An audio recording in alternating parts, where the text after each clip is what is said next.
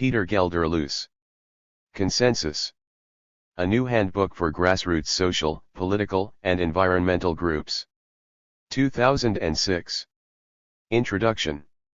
Making the shift to the consensus decision-making process might be the most important thing that we can do to build a democratic society. Consensus can give us the power we need to focus our society's attention on improving education, making peace, providing universal health care, and creating the world we desire. Consensus creates true democracy, not the democracy in name only that sickens any aware person. Consensus empowers all who participate in it.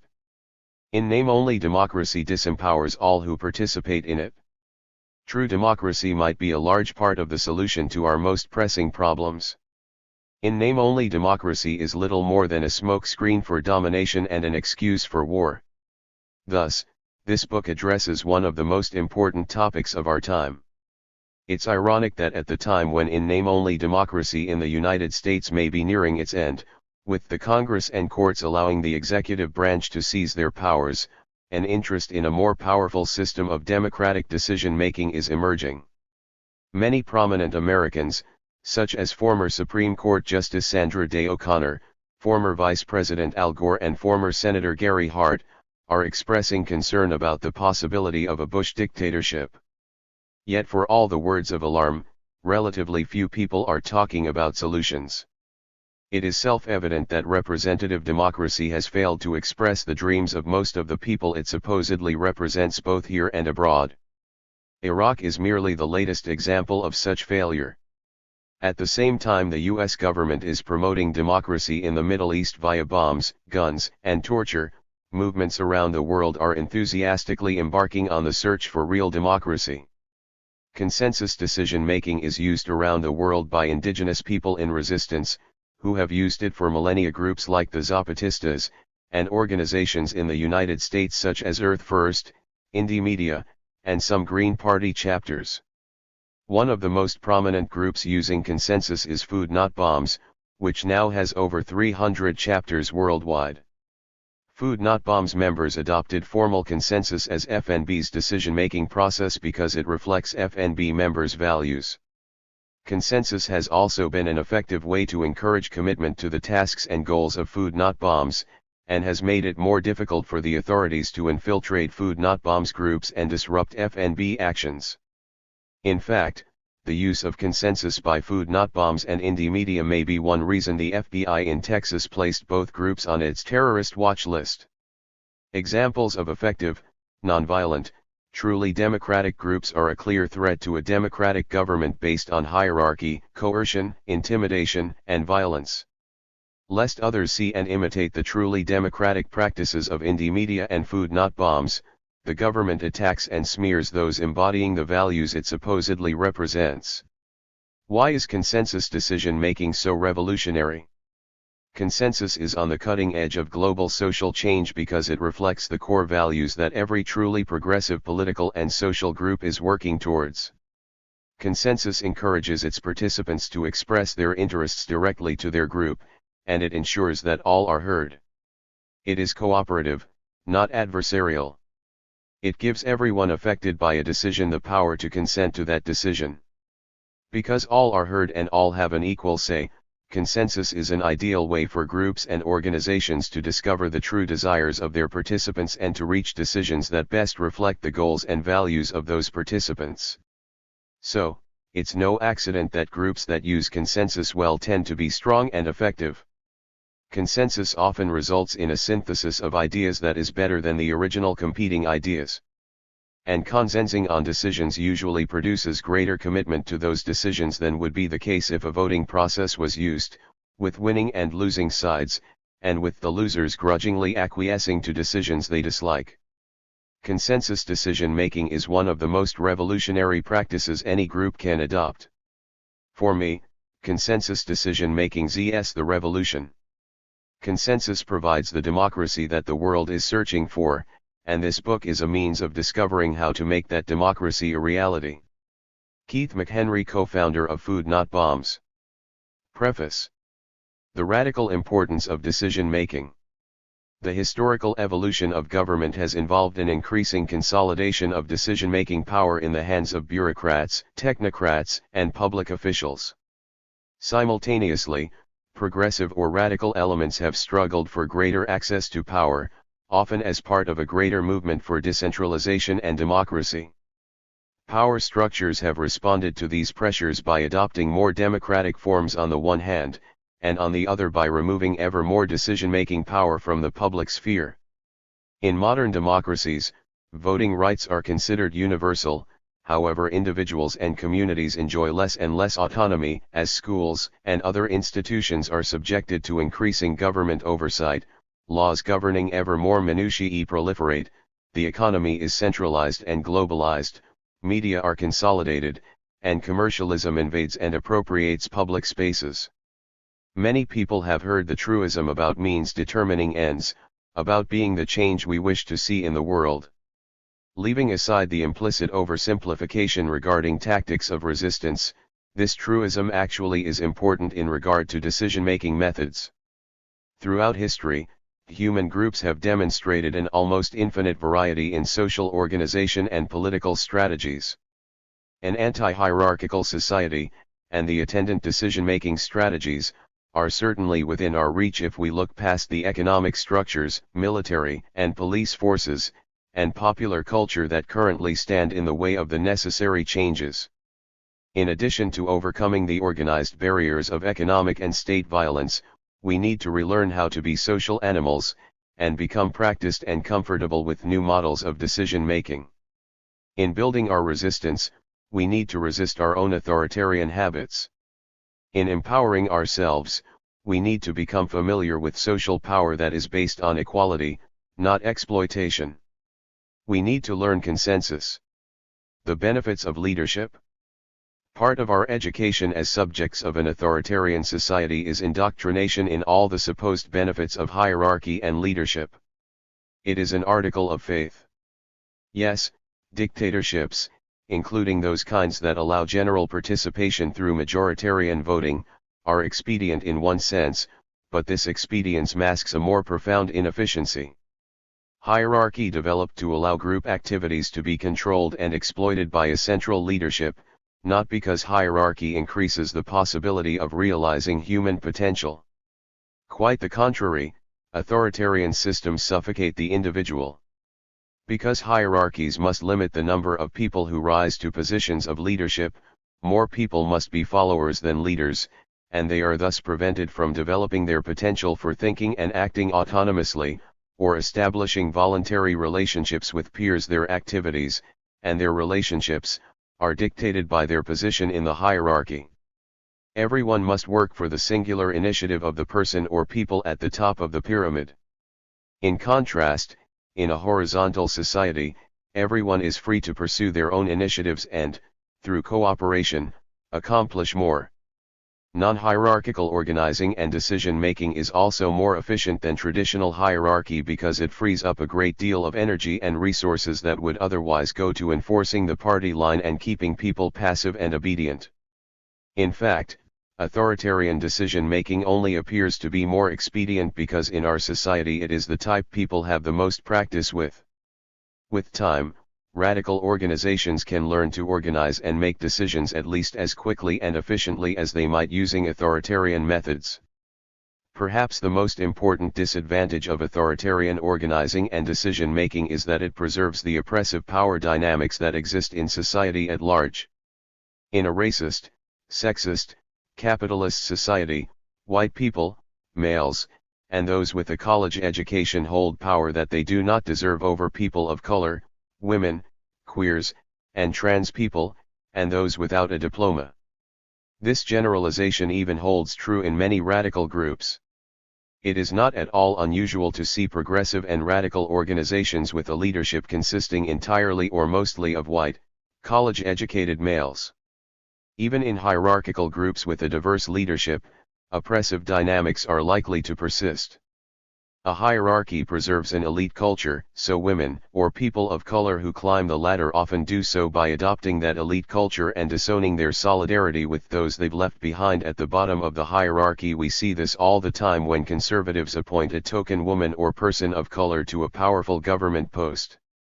Efforts by group members to challenge these oppressive dynamics are seriously hampered when power is concentrated in the hands of a privileged authority. Not only are oppressive dynamics harder to change, they are encouraged. The existence of a hierarchy isolates group members from one another, so feelings of hostility are more likely to develop than feelings of solidarity. This tendency is compounded by the fact that the goal of authoritarian decision-making is not to come up with the best solution for everyone, but to win. Majoritarian voting is especially good at fostering competition and creating minorities within a group. This method makes sense in a world where people have to exploit one another to survive. It does not make sense in a world based on mutual aid, freedom, and cooperation, and it does not make sense if we are trying to build solidarity to create that world. Hierarchy and authoritarian decision-making were developed so that elites could control the collective power of a society. We must develop anti-authoritarian decision-making methods that keep power in the hands of all, to free society from that legacy. Representation. Authoritarian states that call themselves democratic, after the slave-driven Greek polities, have given us the idea of representation as a means of achieving equality. The masses have power to elect and recall representatives, and the representatives have the power to work in an efficiently small group to manage the details of everyone's lives. Such a system purports to overcome the authoritarianism of leadership, without descending into the presumed chaos of leaderless social organization. Efficiency is the ultimate justification, and in truth it would be inefficient to bring everyone from a massive nation or multi-regional organization together in a huge meeting to make decisions. But that proposition itself demands scrutiny. Under what circumstances do human groups become too large for horizontal consensus decision-making to be practical?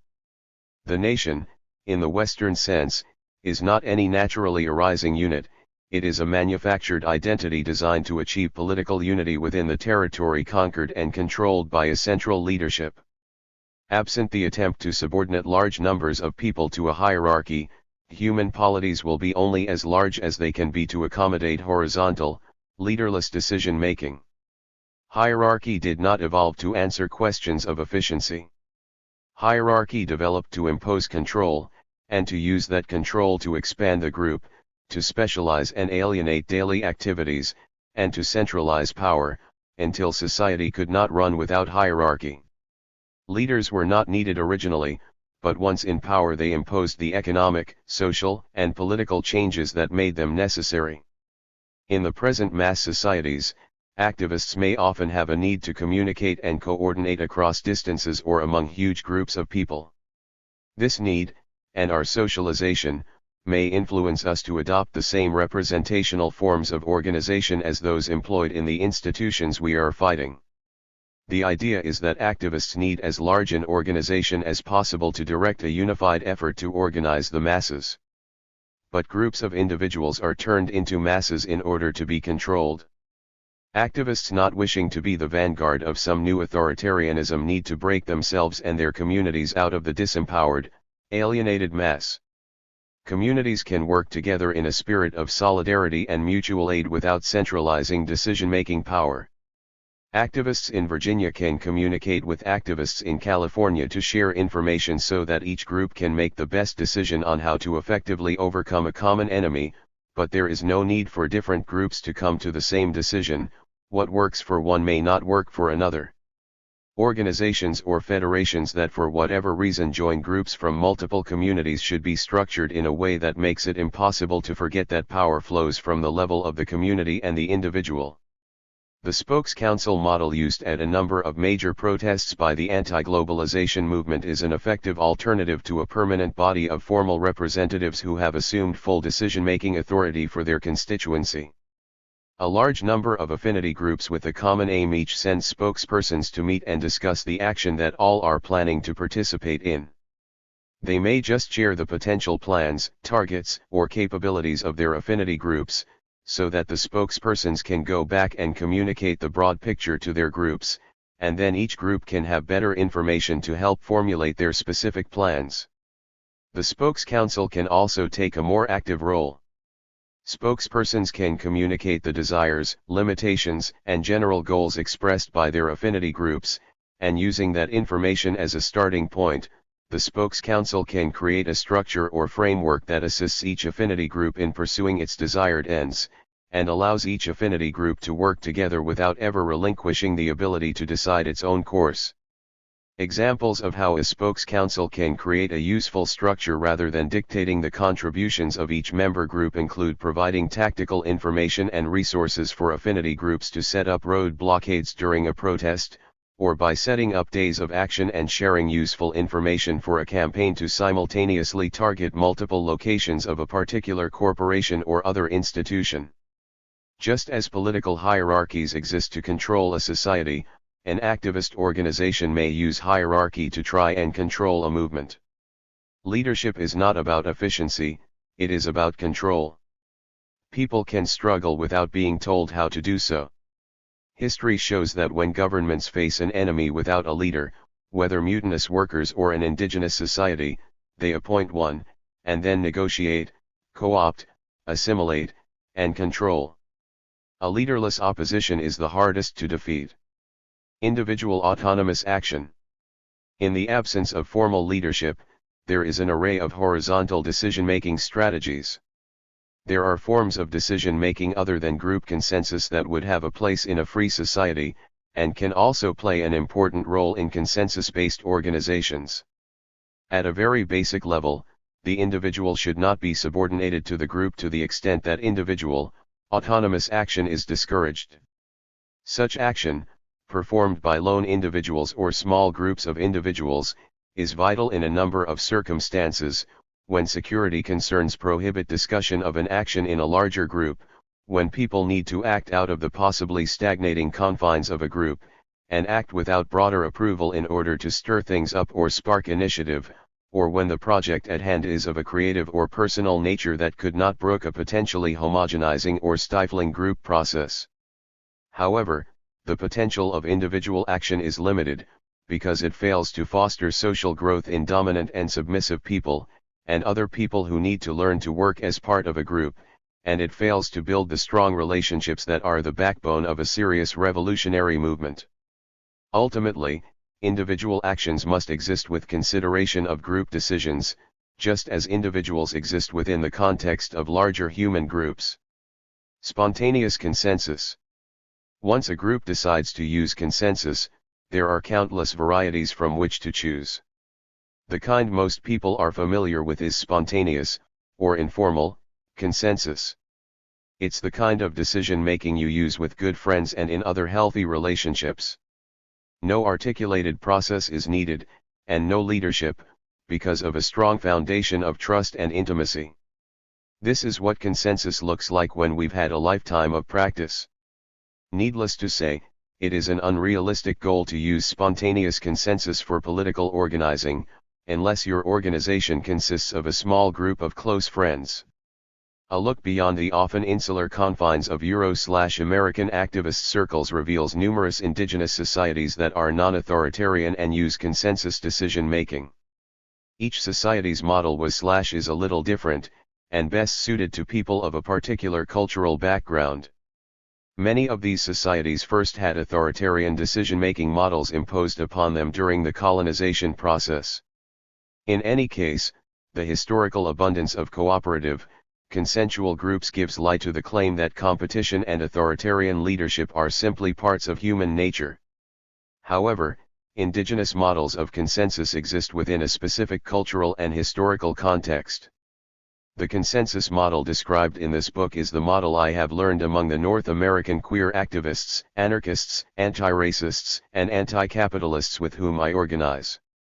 Most of these activists have grown up white and middle class. The model they use is most practical and helpful for people from a similar background. It is important to recognize that culture is inherent in every human act. The form of consensus described in this book is a cultural artifact. It is not the single correct way to make decisions, and it is a process that should be open to change, especially when your organization consists of people from varied backgrounds. These pages describe a very detailed, organized process. I include exhaustive discussion of process because process is an effective crutch or bridge for people not used to anti-authoritarian decision-making. With practice, the process can be set aside, like any tool that is no longer useful. Consensus process. Adopting a conscious consensus process is significant in a number of ways. Commitment to the ideal of consensus signifies a bold rejection of society's dominant values of order, hierarchy, competition, and formalized leadership. In this way, embracing consensus rejects the generally unspoken Western assumption that dictatorship is efficient, that people need leaders to recognize and pursue their own interests, that life, evolution, and progress must be fueled by a brutal competition between individuals rather than by the mutual aid and voluntary cooperation of human groups.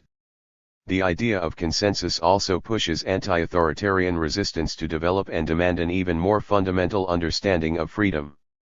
The notion that freedom is a legal concept that can be guaranteed on paper is rejected. This new freedom only comes when aspect of our lives can be dictated to us. In other words, it means that our involvement is crucial to the decisions that will affect our lives. Adopting an explicit process to facilitate consensus decision-making signifies a new understanding of human potential. It acknowledges that we are not the slaves of human nature or any other tragic flaw, but that we can learn an almost unlimited range of behaviors. An explicit consensus process serves as a crutch or bridge which intentionally reinforces the learning of consensus until a new, cooperative, anti-authoritarian society provides that reinforcement as a matter of course. The process also recognizes that the oppressive systems of our society deeply affect our own behaviors, and that people who are typically silenced by our society can also be marginalized within ostensibly anti-authoritarian groups unless there is an intentional structure that helps expose and overcome these power dynamics. Consensus process. Group meetings. Trying to change the world often means engaging in tedious work, but even so, meetings tend to be more painful experiences than they need to be. People who attend a consensus meeting and come away with a bad impression frequently report one of two complaints. Sometimes they feel like they have entered a tight-knit social club with rules that are secret and inscrutable and power dynamics that are cliquish and impenetrable. At other times, newcomers get the impression that a particular consensus-based group is hyper-organized to the point of inefficiency, and almost bureaucratic in its rules and procedures. Both extremes are disempowering. But unlike authoritarian organizations or governments, for which public meetings simply provide a rubber stamp to the decisions already made behind closed doors, consensus-based groups need meetings to organize group activities openly and fairly. People cannot be empowered members of the group if they do not know how to effectively participate in meetings. A shared understanding of how the meetings are to run will help keep everyone on equal footing. Structure and structurelessness. One of the hardest skills in consensus decision-making is knowing when to be formal and when to be informal, and how to transition between the two. Structureless groups are likely to turn into social cliques with informal leaders perpetuating many of the same power dynamics we are fighting against in society at large. On the other hand, groups that are too heavily structured can be inefficient, heavy-handed, and unwelcoming to outsiders. Finding a comfortable middle ground for your group can require a constant effort. Often, groups will be flexible, using different levels of organization and different processes at different times. Many consensus-based groups that meet regularly will spend most of their meetings discussing topics that only require simple decisions, or no decisions at all. Sharing updates about an ongoing campaign, announcing upcoming events, deciding if you want to host a particular workshop at your radical community space, organizing publicity for an event. Many conversations can take place informally, without an explicit process. Group discussions that require a more formal process, such as solving problems and deciding strategies and actions, will probably come up less frequently, but are of huge importance. These types of discussions in particular are difficult, both in their own right and because of our upbringing in an authoritarian society that rarely lets us make such decisions. Process of discussion. Who has not had the excruciating experience of sitting through meetings in which discussion goes through endless, tail-biting circles with no progress or development? A decision implies both a question and a resolution. Therefore, the principle of effective discussion goes from general to specific, from inquiry to explanation to suggestion to solution. You can't come up with a solution before you know what the problem is, and you can't come up with a good solution until all the relevant questions have been answered, and group members have the information they need. First, a group needs to express the problem. Doing this clearly and plainly can help everyone focus on the problem, and begin to think strategically. Second, those who lack important information need to ask questions and to receive answers. Then it is important, before talking about specific actions in response to the problem, to define success. What does the group want or hope to accomplish? What is the best solution to the problem at hand, and what is an acceptable intermediate solution?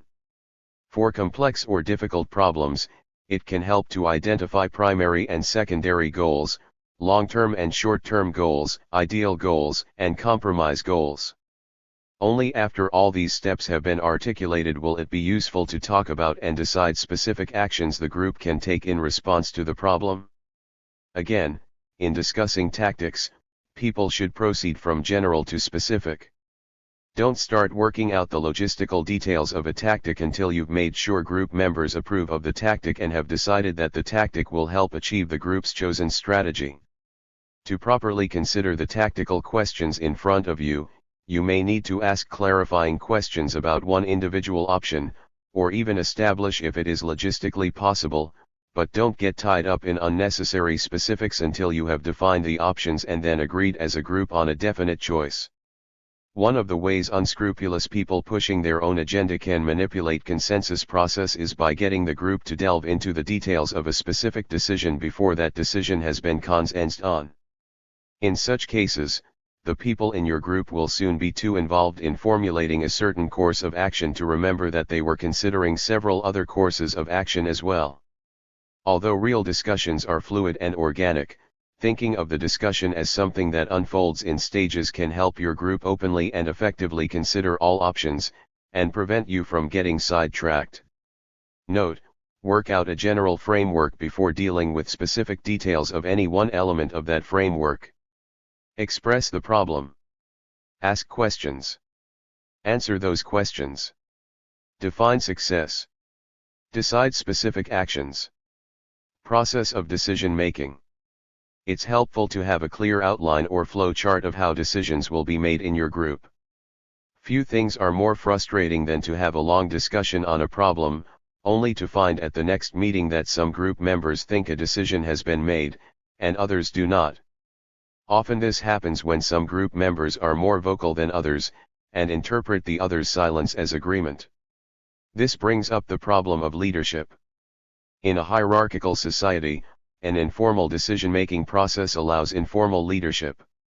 Although informal leadership may be more flexible than formalized leadership, it is also less accountable, because it exists behind a facade of equality. Worse, it can and will accentuate unequal power dynamics already existing in the group. How can we avoid this? To start out, the group as a whole formulates an agenda, and proceeding item by item, shares all the information at hand, discusses the topic with an eye to expressing goals and agreeing on a strategy, proposes a solution, reviews the proposal, and decides on the proposal. It repeats these steps for each new topic, until all agenda items are dealt with and the meeting is over. As long as all group members are made aware of this process, they will know exactly how decisions are made and can participate. Making decisions in this way does not require attending secret meetings, paying membership dues, knowing and being friends with the inner core of influential group members, or being able to talk more loudly or articulately than others. If would-be leaders attempt to manipulate or disregard an open and visible process, their actions will be more apparent than if they tried to do the same in a closed, informal, or hidden process. Agenda. An agenda is simply a list of what your group will talk about at a meeting. Anyone who is a group member should be able to add a topic of discussion to the agenda. Naturally, the group should come up with an agenda at the very beginning of a meeting, if not before. Some people like to draw up the agenda before the meeting, so group members can decide how important their participation at that meeting will be, and start preparing for the discussions in advance. However, making the agenda in advance usually means that a handful of more involved group members create the agenda with little or no input from less involved group members. This can and often does aggravate the problem of inequality within a group. A good compromise is to create and publicize a preliminary agenda before the meeting, and then rewrite the agenda with new suggestions at the beginning of the meeting. A good way to generate a preliminary agenda is, at the end of a meeting, for the group as a whole to make a list of unresolved business to discuss at the next meeting. The preliminary agenda is then passed around by email, telephone, word of mouth, or however the group communicates. Finally, it's modified at the start of the next meeting. At that next meeting, the preliminary agenda should be made visible by putting it on a poster or chalkboard, so that it can be easily modified. After your group decides on a final agenda, that agenda should also be posted so that, during the meeting, everyone can see where the group is and how much remains to be done. Some agenda items will be problems that require decisions, but other agenda items do not require substantial discussion and decision. These include announcements, complex announcements that require more question and answer before everyone fully understands, routine decisions with limited, well-established outcomes, and autonomous actions that simply need the group's yet or nay. If the meeting is expected to be easy or routine, the order of agenda items can be left in the random order in which group members shout them out, as someone writes them down. However, if the meeting might be difficult, it can help to order the agenda items in a strategic way. Don't leave the difficult topics for the very end, or everyone will be too tired or frustrated to discuss them effectively. Start out with an easy decision to get people warmed up for the hard ones. If you have more than one difficult topic, it helps to break them up with easy topics or other activities. Announcements usually work best at the beginning of a meeting. Tedious discussion topics should not be scheduled at the beginning of a meeting, when people tend to be long-winded, but such topics also should not be at the end, when no one will have the energy to deal with them. Decisions that are not urgent and can be put off for another meeting should go towards the end of the meeting, so that if the group runs out of time, you will at least have covered the topics of immediate importance. Discussion. The group should discuss one agenda item at a time, until everyone agrees to go on to the next topic. Each time the group turns to a specific agenda item, the person who suggested the topic, or the people who know most about it, should give a quick background so everyone knows what is being discussed.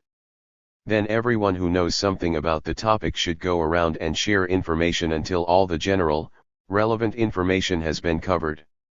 Depending on how much time the group has to talk about this agenda item, you may also bring up specific details, or instead mention resources where people can research the specific details on their own. Remember, relevance is important. No one wants to sit through a long meeting, so thoroughness should be balanced with conciseness. As people volunteer information, group members should also ask questions until they are satisfied that they know enough to proceed. You don't have to be an expert on the topic at hand, just competent to discuss it. Next, the group needs to decide its goals. Once you have a goal, you need to decide upon a strategy to implement that goal. If a goal is a destination, a strategy is the path to reach that destination.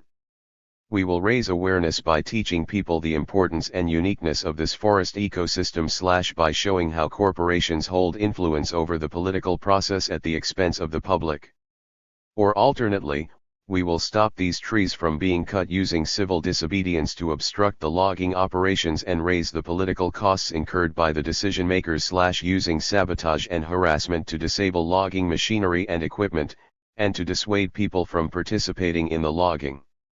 If a group knows what its goal is, and group members have a consistent and shared morality, the basic strategy will follow on its own. A more complex strategy will take more thought, but simplicity can increase a strategy's feasibility. Tactics are the concrete steps and actions that are carried out as part of a larger strategy.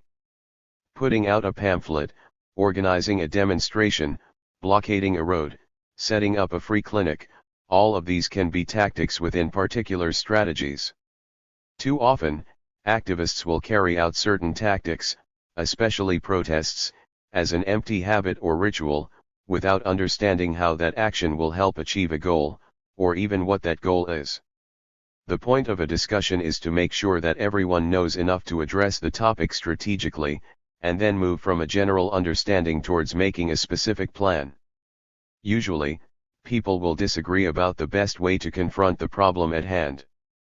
Discussion allows group members to evaluate one another's thoughts, synthesize different ideas into a richer, more complete whole, and move towards a point of agreement that can be expressed as a concrete proposal.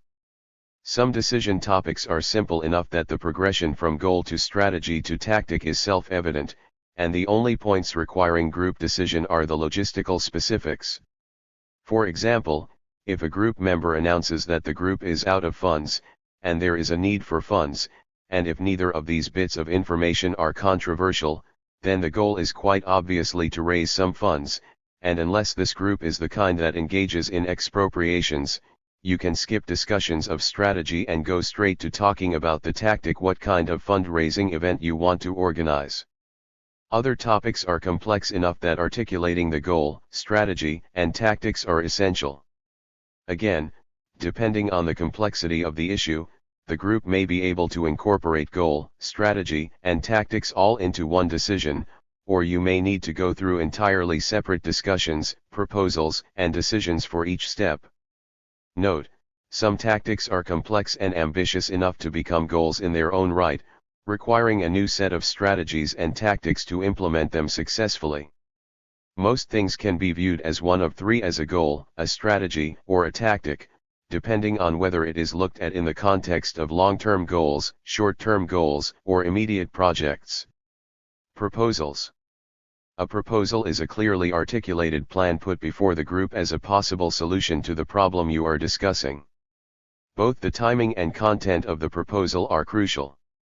Don't make a proposal too early in a discussion, before all group members have gotten to speak their minds and consider the different ideas sufficiently, and also don't wait until people have tired themselves out agreeing, saying the same things over and over again. It's extremely important not to make a proposal when there are still serious disagreements, as this will only divide the group. The purpose is to synthesize everyone's wants and needs. Consensus is cooperative, not competitive like voting. With practice, you can begin to feel the perfect time for making a proposal after disagreements have been discovered and amended, and group members are starting to agree on suggestions for a solution. Not every discussion will lead to a proposal.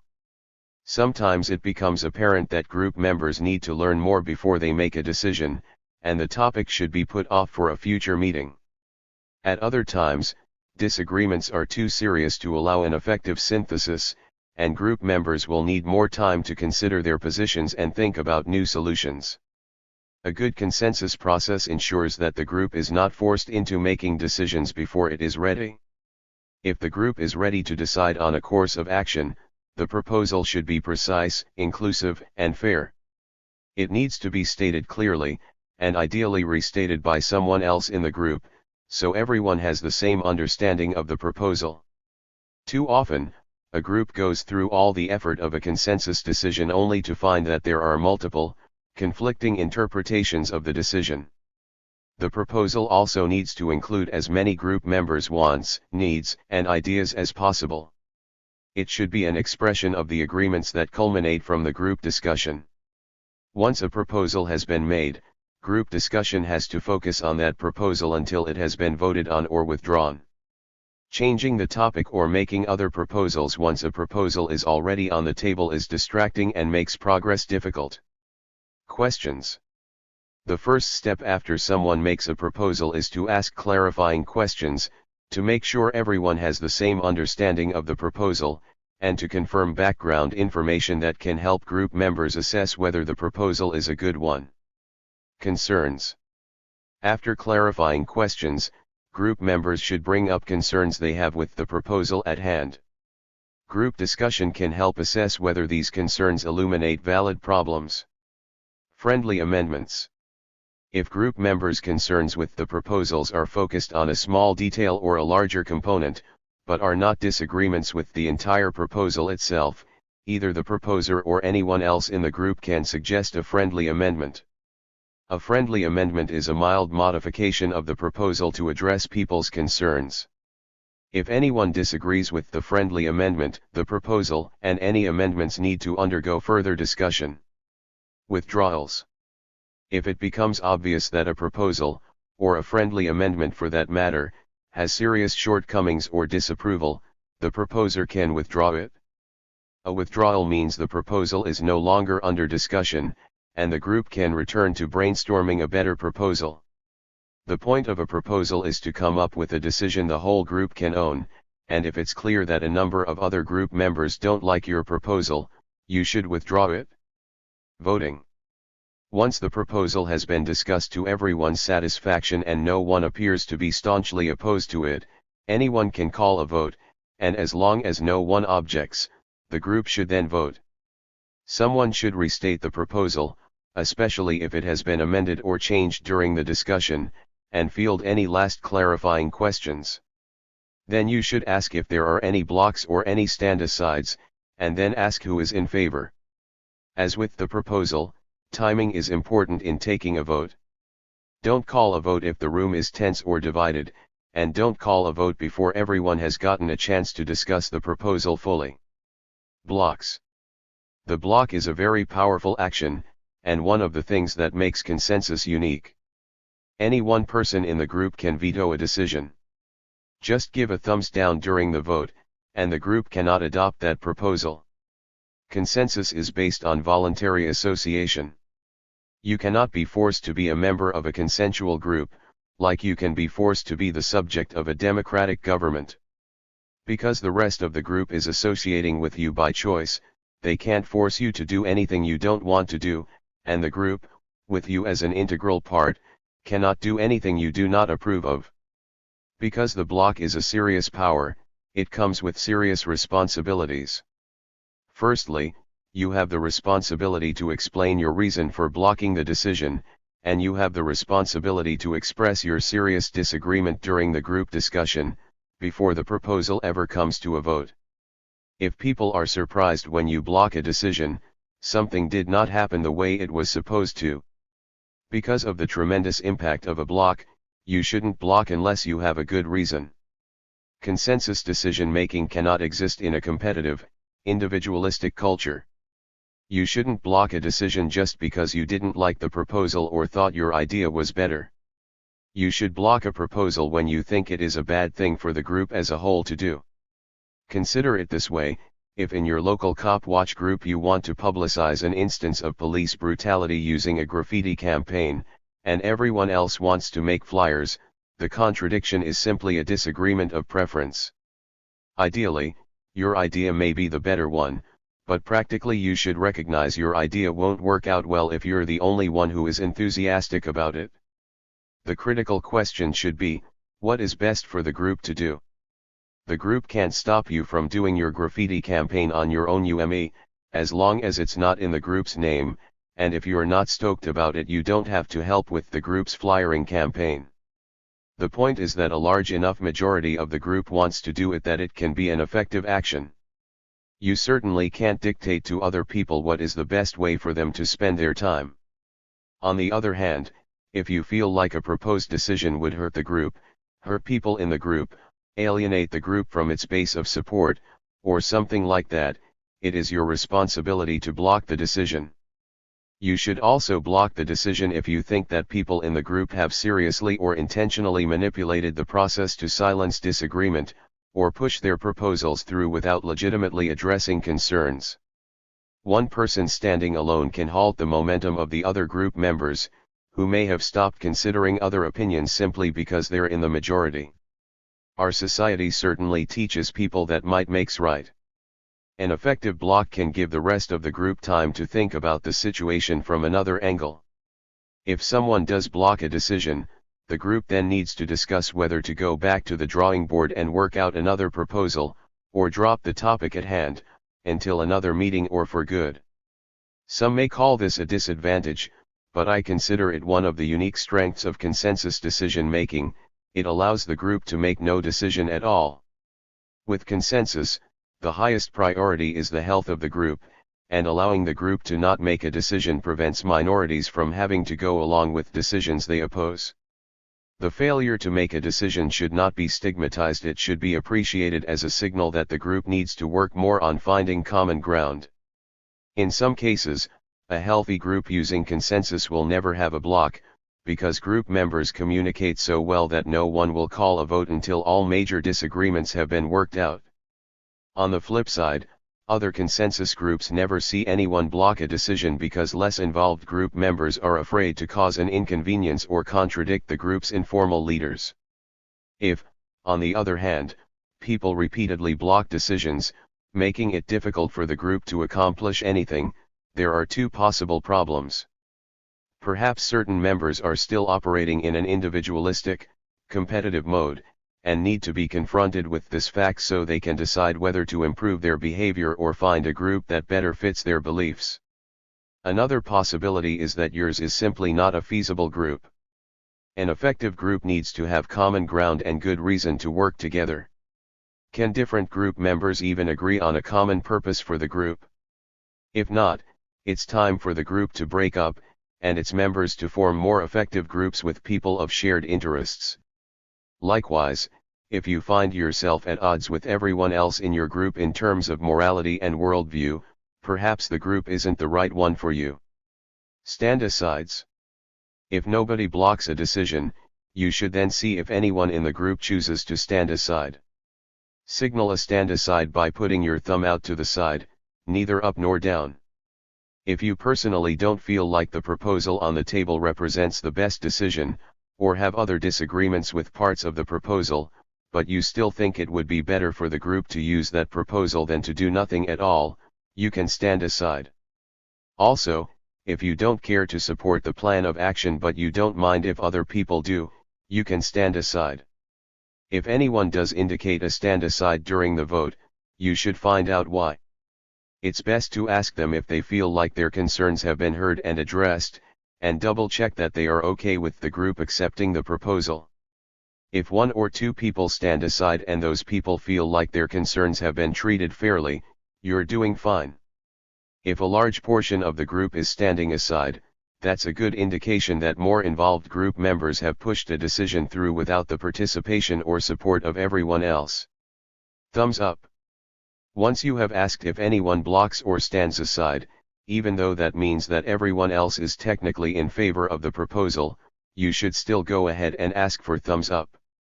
Make sure that everyone votes one way or another. If you notice that someone did not vote, you ask why and give them the benefit of the doubt. Maybe they felt intimidated. If your consensus process is working well, you should know how everyone is going to vote before the vote is called. A major purpose of the vote is to allow formal group recognition of the proposal, and to require every single group member to personally express what they feel about the proposal before the decision is made. In groups with informal leadership in which a few more involved people do all the talking and decision making while everyone else just sits and watches, the lack of enthusiasm and involvement by less involved group members will be obvious. Often they won't even bother giving a thumbs up to indicate their approval. For a consensus decision to be really valid, an overwhelming majority should be actively in favor of the decision. If a substantial number of people are standing aside, you may want to bring this up after the vote, and look towards improving group dynamics. No decision. If, after the end of discussion and voting, you don't have a decision, don't worry, it's not the end of the world. It just means that in this case, making no decision was the best option available. What do you do now? If some people still want to take action on the issue, they can proceed autonomously in smaller groups, as long as they don't go behind anyone's back, use the group's name, or do anything that could be counterproductive to the group's other efforts. It's not a dictatorship, we don't have to get all our actions approved by the Central Committee. But at the same time it shouldn't be a competition, so don't do anything that will screw over your friends and allies. Decision. So, the group has consensed on a decision.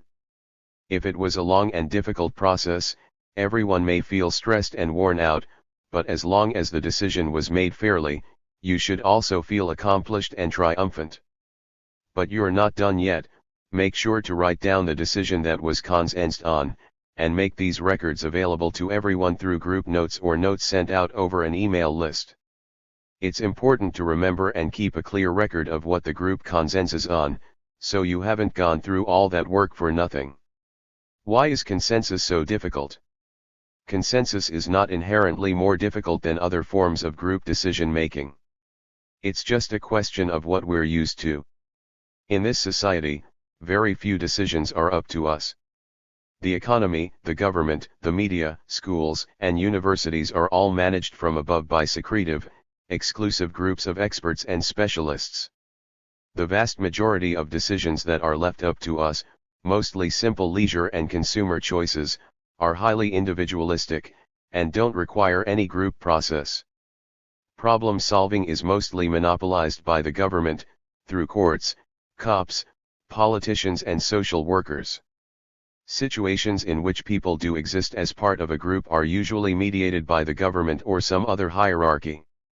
There is always a boss, always a leader, always someone in charge, except in a few private settings, like interactions with friends. In a society that treats us like incompetent, antisocial citizens/consumers/employees, our social skills atrophy like an unused muscle.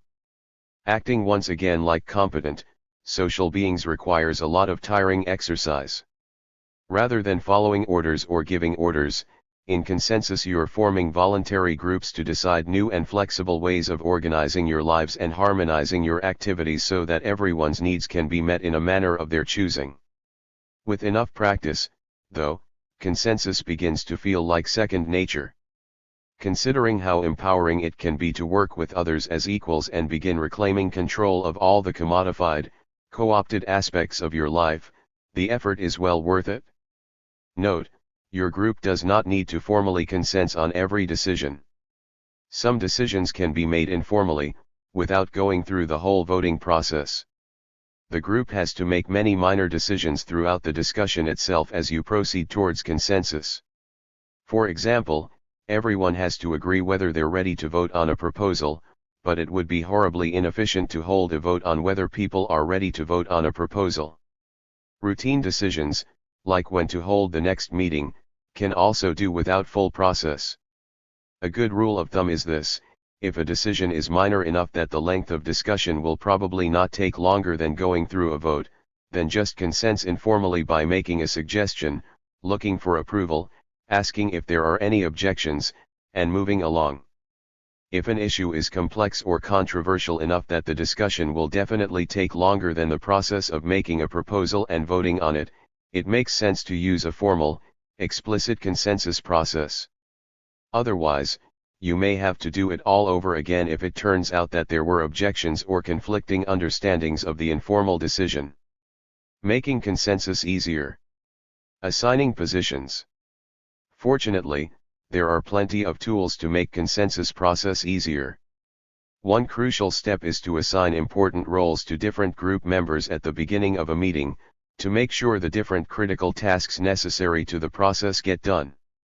Once someone volunteers for a role, they are not the sole authority on those tasks.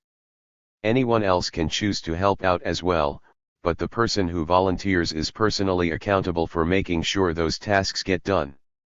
If you've volunteered for a specific job, it's easier to remember to keep an eye on your responsibilities. The following is a list of good roles that help to keep the group working smoothly. If your group is small, or well practiced at consensus, you may want to skip some of these roles. It's also important, meeting to meeting, to make sure that different people are volunteering to take on different tasks. Note taker. At any meeting, taking notes is a task you probably don't want to skip. You need to be able to record group decisions, and inform people who missed the meeting about what was discussed. There's no need to go into exhaustive details in the notes, but at a minimum you should record all the topics that were discussed, the announcements made, major concerns or criticisms raised, and decisions consensed on. If your group is engaged in potentially illegal actions or anything that may warrant legal sanctions, the note-taker should be aware of the appropriate security practice, especially in terms of what never to write down. The note-taker may be in charge of keeping the agenda, though in some groups this is the responsibility of the facilitator. The note-taker is also responsible for making the notes available to the rest of the group sometime after the meeting, via copies or email or whatever your group decides is best. Timekeeper. If your group only has a limited amount of time for meetings, or wants to keep meetings from dragging on, you can agree on a certain number of minutes per agenda item when you're writing up the agenda. A timekeeper is someone who uses a watch to let the group know when the time for a discussion topic is expired. It's also good to give a heads up a minute or two before the time is up, and to give periodic time checks during agenda items allotted more than 15 minutes. When the time is up, the group moves on to the next agenda item, to ensure that everything can be covered before the meeting is over. If the group is still in the middle of a decision when the time runs out, someone can suggest an extension of another few minutes, and if no one objects, discussion on the subject can continue. Vibes Watcher. A vibes watcher is someone responsible for keeping an eye on power dynamics and vibes, emotional energy within the group. This is an extremely important role in keeping the group healthy and functional. In majoritarian decision making, you win or you lose, your feelings don't matter. With consensus, it's the opposite. If people are feeling ignored, if someone is being domineering or manipulative, if people do not feel empowered within the group, their frustrations or submissiveness will become apparent, and it is up to the vibes watcher to interject and point this out so the group can deal with it in the open. It's important for the vibes watcher to be sensitive enough to notice and interpret nonverbal emotional cues, and fair-minded enough not to take sides. Authoritarian behavior, cliquishness, oppressive dynamics like sexism or racism, frustration, sadness, confusion, disempowerment, or anger evidenced by several people or an individual, tension and hostility between different factions within the group. All of these are dynamics that the vibes watcher should point out, so the group can acknowledge them and deal with them. The vibes watcher is not interested in laying blame, or singling people out. It's better to say, I'm noticing some frustration than so and so seems frustrated. Facilitator.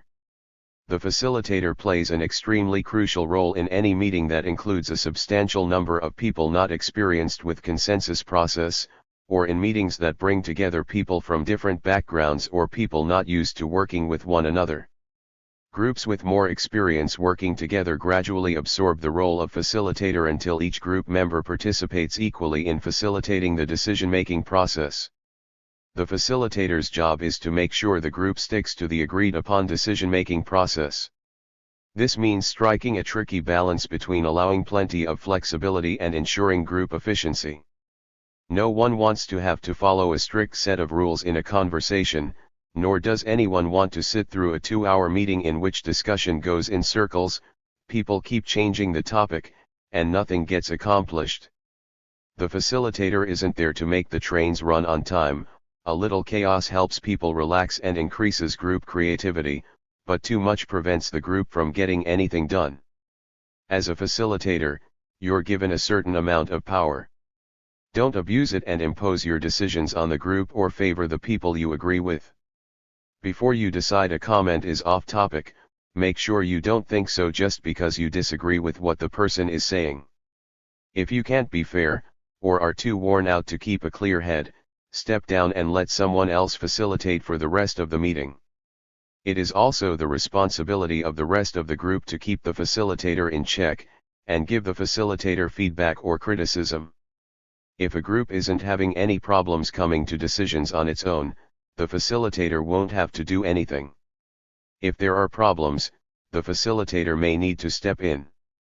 The following forms of intervention in the group discussion are appropriate.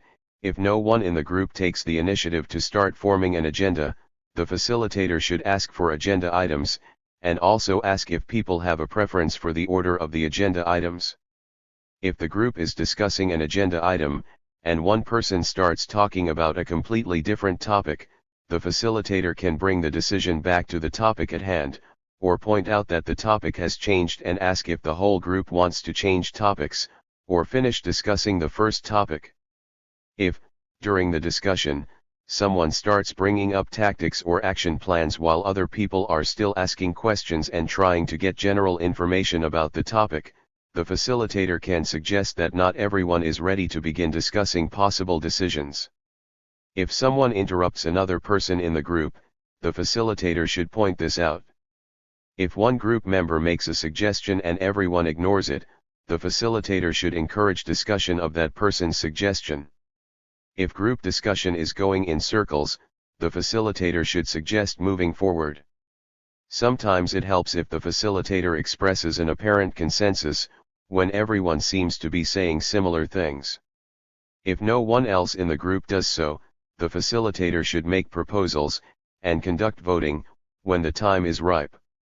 The facilitator can also suggest go-arounds, straw polls, or other discussion tools.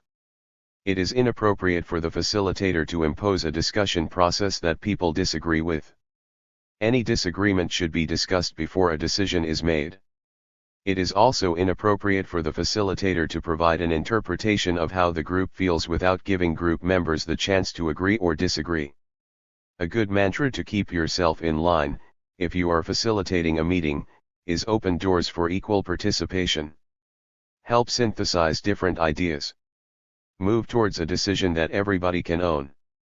To keep from strong-arming the group, it's often best if the facilitator phrases comments about process as questions. Rather than saying, "That's off topic, so we can't talk about it," say, "Do we want to move on to this topic, or finish what we were already discussing?" Don't tell the group what to do, ask them what they want to do. This encourages group members to think more strategically and efficiently about the discussion, and returns power over the course of the discussion back to the group as a whole, away from the facilitator, and away from any individual who may try to change the topic or otherwise manipulate the discussion. Also, if the facilitator misses the relevance of a comment, or misinterprets what the group wants, using a question rather than an accusation can avoid undue tension. Another effective tool of communication you can use as a facilitator is simply to express what you see happening. Oftentimes, people do not realize when they are being manipulative or counterproductive. Our society does not teach us to be effective and fair at communicating. Hearing other people describe our communication techniques helps us think about them.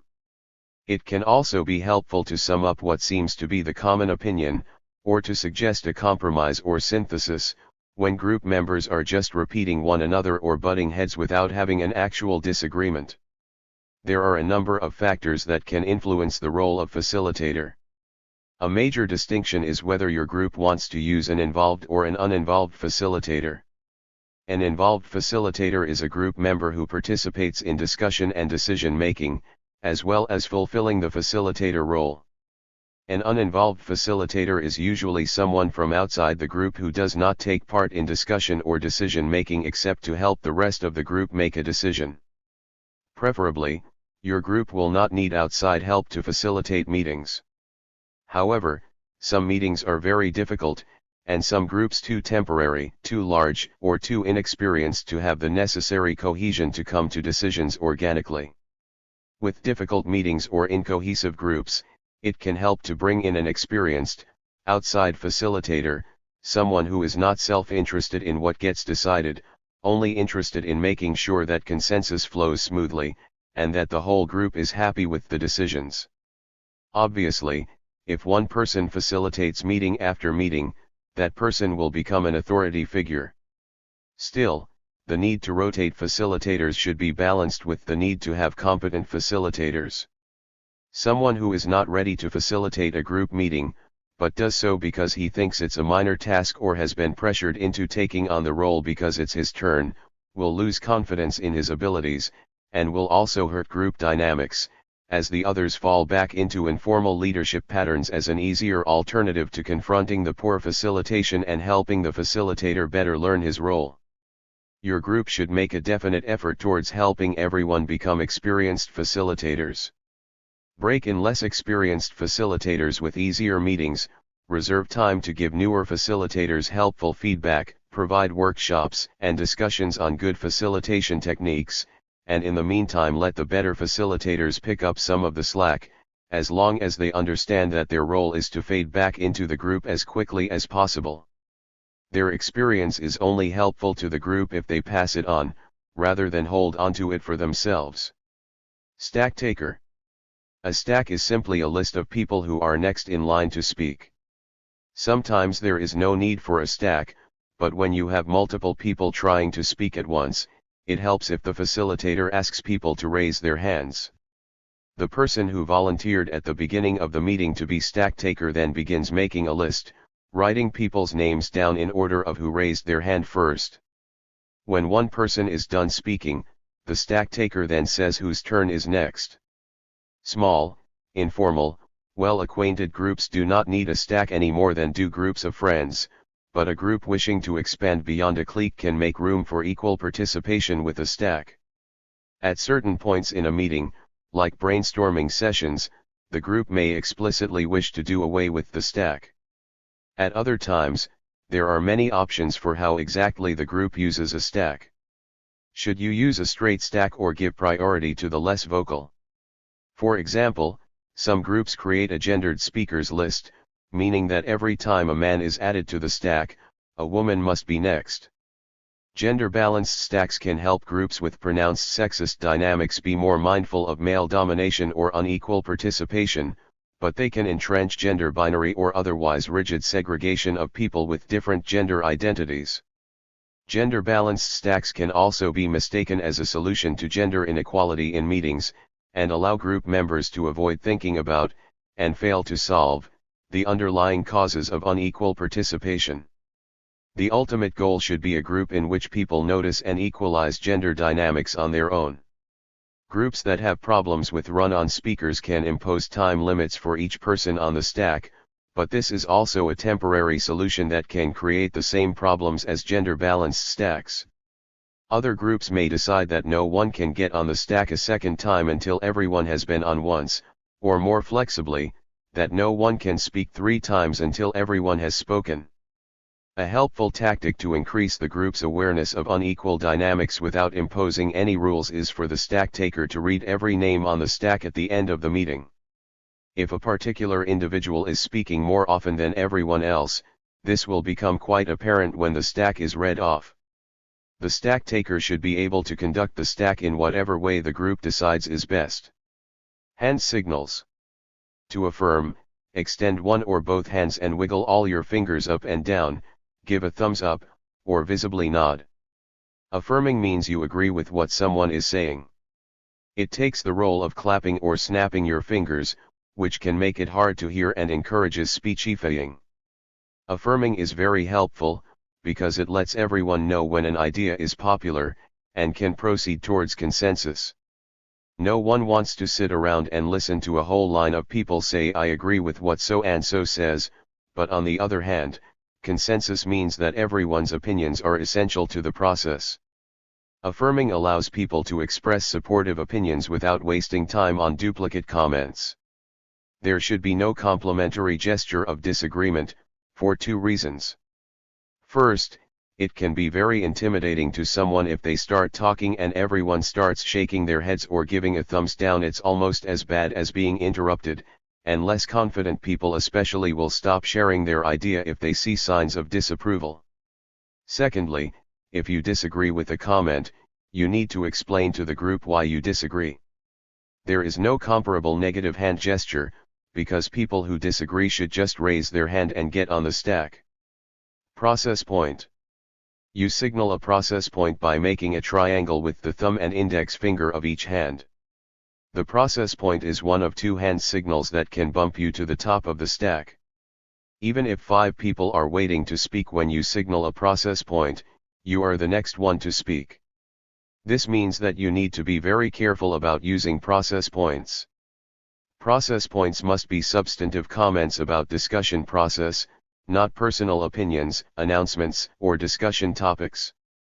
Important comments about group vibes or time limits, whether or not they are made by the assigned vibes watcher or timekeeper, can be process points. Comments correcting the discussion process can also be made as process points. For instance, if one person makes a proposal and another person changes the subject or continues discussing the topic without acknowledging the proposal, or if people keep changing the topic, or if someone makes a decision for the whole group without allowing a vote, make a process point and express what happened. If you are the facilitator, it's your job to make comments like that, so you can speak up without making the hand signal, unless your group has decided that they want the facilitator to act like any other group member. Direct response. Signal a direct response by making a gun with your hand and pointing at the person you wish to respond to. A direct response is the other hand signal that bumps you to the top of the stack, so use it responsibly. Again, no opinions. Use a direct response to offer corrections, in case someone reports some information that is not true. Make sure you're offering a correction only if it is a matter of solid facts, and not just a differing interpretation of facts. You can also give a direct response to offer clarifying information. It's best to do this only when someone else has asked a question, and you have more relevant information about it than other group members. It is also acceptable to use a direct response if someone says something you don't understand and want to ask a clarifying question. Other signals. There are also hand signals for voting, thumbs up, thumbs down, and stand aside, which have already been discussed. Your group can come up with other hand signals as needed. Be prepared to come up with backup signals for people who are not able to use their hands, or do not have hands. Nonverbal language. It's important to remember that not all language comes in words. Nonverbal language, body posture, hand signals, facial expressions, expressive sounds like sighs or laughter can have a critical impact on the collective mood and the effectiveness of the group. It would be absurd to suggest we should try to be positive all the time. Never try to hide your feelings, just express them in a constructive way that makes it easy for problems to be dealt with. If you are frustrated, or don't like what someone is saying, don't do things that could increase hostility or make people feel stupid, like rolling your eyes, groaning, fidgeting impatiently, yelling, etc. Expressing discontent should be encouraged, but don't do it in a bullying way. Changing the format of discussion. No two people communicate in the exact same way. While some forms of communication are counterproductive or hurtful, there is no single right way to communicate. But there are good ways and bad ways. Your group can embrace multiple healthy styles of communication by using multiple discussion formats within a meeting. You can't find one compromised style that suits everyone, so change up. Here are some discussion formats that your group can incorporate in addition to the linear, goal-oriented format that has been described so far. The linear style can help your group progress towards an effective decision, and these other styles can be used along the way to encourage greater participation and new ways of thinking. Step forward, step back. Especially when a discussion is being dominated by more assertive group members, the facilitator, or anyone else, can ask people to step forward and step back. What this means is that people should honestly assess whether they are someone who is comfortable speaking or if they are someone who does not contribute much to group discussions. People who identify themselves as more talkative should then hold their tongues and think twice before they decide to take up the group's time with a comment. Less talkative people are responsible for trying to contribute more to the discussion. Calling for a step forward, step back reminds people of their responsibilities and allows them to improve their own behavior. It also increases awareness of unequal participation in the group. If you can't honestly admit, for example, that you take an unequal amount of space during discussions, and you continue to talk disproportionately after someone has called for a step forward, step back, then your inability to make yourself accountable to the group will become more obvious to those around you. Alternately, if you continue to be quiet during group discussions, Other group members may be encouraged to look for more entrenched dynamics that keep you silent, or to try to get to know you better and find out if you're not just someone who would choose to be quiet even in a perfectly egalitarian society. Moment of reflection. Guess what? Not everyone can think of things to say at the drop of a hat. Often, silence is fertile ground for new thoughts. Especially in difficult, fast-paced meetings, you can call for a moment of silence. This helps to relieve stress, give slower people more time to think, and allow clarity in a tense or confused moment. And just like counting to 10 after someone insults you, a moment of silence can defuse strife and prevent an argument. Even when your group isn't using a moment of silence, silence can be helpful. For example, if you're a quick thinker and speaker, try to leave a second or two of silence after someone finishes speaking before you start speaking. Hold on to your thought, make sure it is important, look around and see if anyone else is also about to speak. A rapid-fire conversation with no pauses can be very intimidating for people who are less assertive. Go around. On the other hand, too much silence can be suffocating. Sometimes, no one has any ideas they want to share. At other times, the more assertive people in a group might feel guilty for talking all the time, so they keep quiet. But if the people who are usually responsible for keeping discussions moving stop talking, less assertive group members may feel even more uncomfortable speaking up. In any of these situations, you can suggest a go-around. One person, usually the one who suggested it, starts by sharing their thoughts and feelings for a few seconds to a minute. Then the next person shares, and the next person, until everyone has spoken. A go-around helps break the ice, bring out new ideas, or reveal how the entire group feels about an issue. In other situations, doing a go-around can be counterproductive. If the group is divided on an issue, facing high tensions or a possible argument, a go-around may only draw party lines and encourage majoritarian competition, especially in larger groups. Partnering. In situations of tension or conflict, a good tactic can be partnering. Simply call for partnering, and if no one objects, group members split up into small groups of 2 or 3 to talk. The fewer people there are, the more each person gets to talk. Partnering helps explore complex ideas or controversies, and allows you to see other points of view and work out a compromise. It's easier to get in a fight with someone the farther away from you they are being face-to-face encourages cooperation. At the end of the partnering, it may be a good idea for each pair to report back to the whole group the highlights of what they discussed. Fishbowl. A fishbowl allows a group to explore a contentious topic that has divided the group into multiple sides or opposing camps. The different sides choose representatives to advocate their positions. The larger group remains on the outside, in a circle, observing as the representatives of the 2 or more opposing sides meet in the middle to work out the disagreement. They may come to a compromise themselves, or they may debate until the group as a whole is won over to one side or the other. The fishbowl has the advantage of allowing for greater detail and continuity than is usually possible in large group discussions, which can be helpful in evaluating solutions to difficult questions. The fishbowl also recognizes that a group may factionalize during certain disagreements, despite efforts to maintain a constant air of reconciliation, unity, and consensus. On the downside, fishbowls can be highly competitive, and can increase the influence of more articulate group members while disempowering those who are not confident debaters. Fishbowls can elevate debate above mutual understanding, and they can give more importance to the effectiveness of someone's rhetoric than to the merits of the position they are advocating. Brainstorming. If your group is stumped on a particular problem, or wants to encourage a highly creative solution, it can help to put the linear discussion on hold and do some brainstorming. It works best when everyone gathers close together around a sheet of paper or chalkboard, on which someone will write down every idea that gets tossed out. For simple decisions, like picking a name or the wording for a banner, just do a shout out or a popcorn. As soon as you think of something, shout it out, until the group's creative energies crescendo and everyone is tossing out ideas, like popcorn.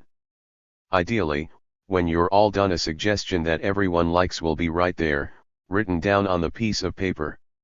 More complex decisions require more interaction.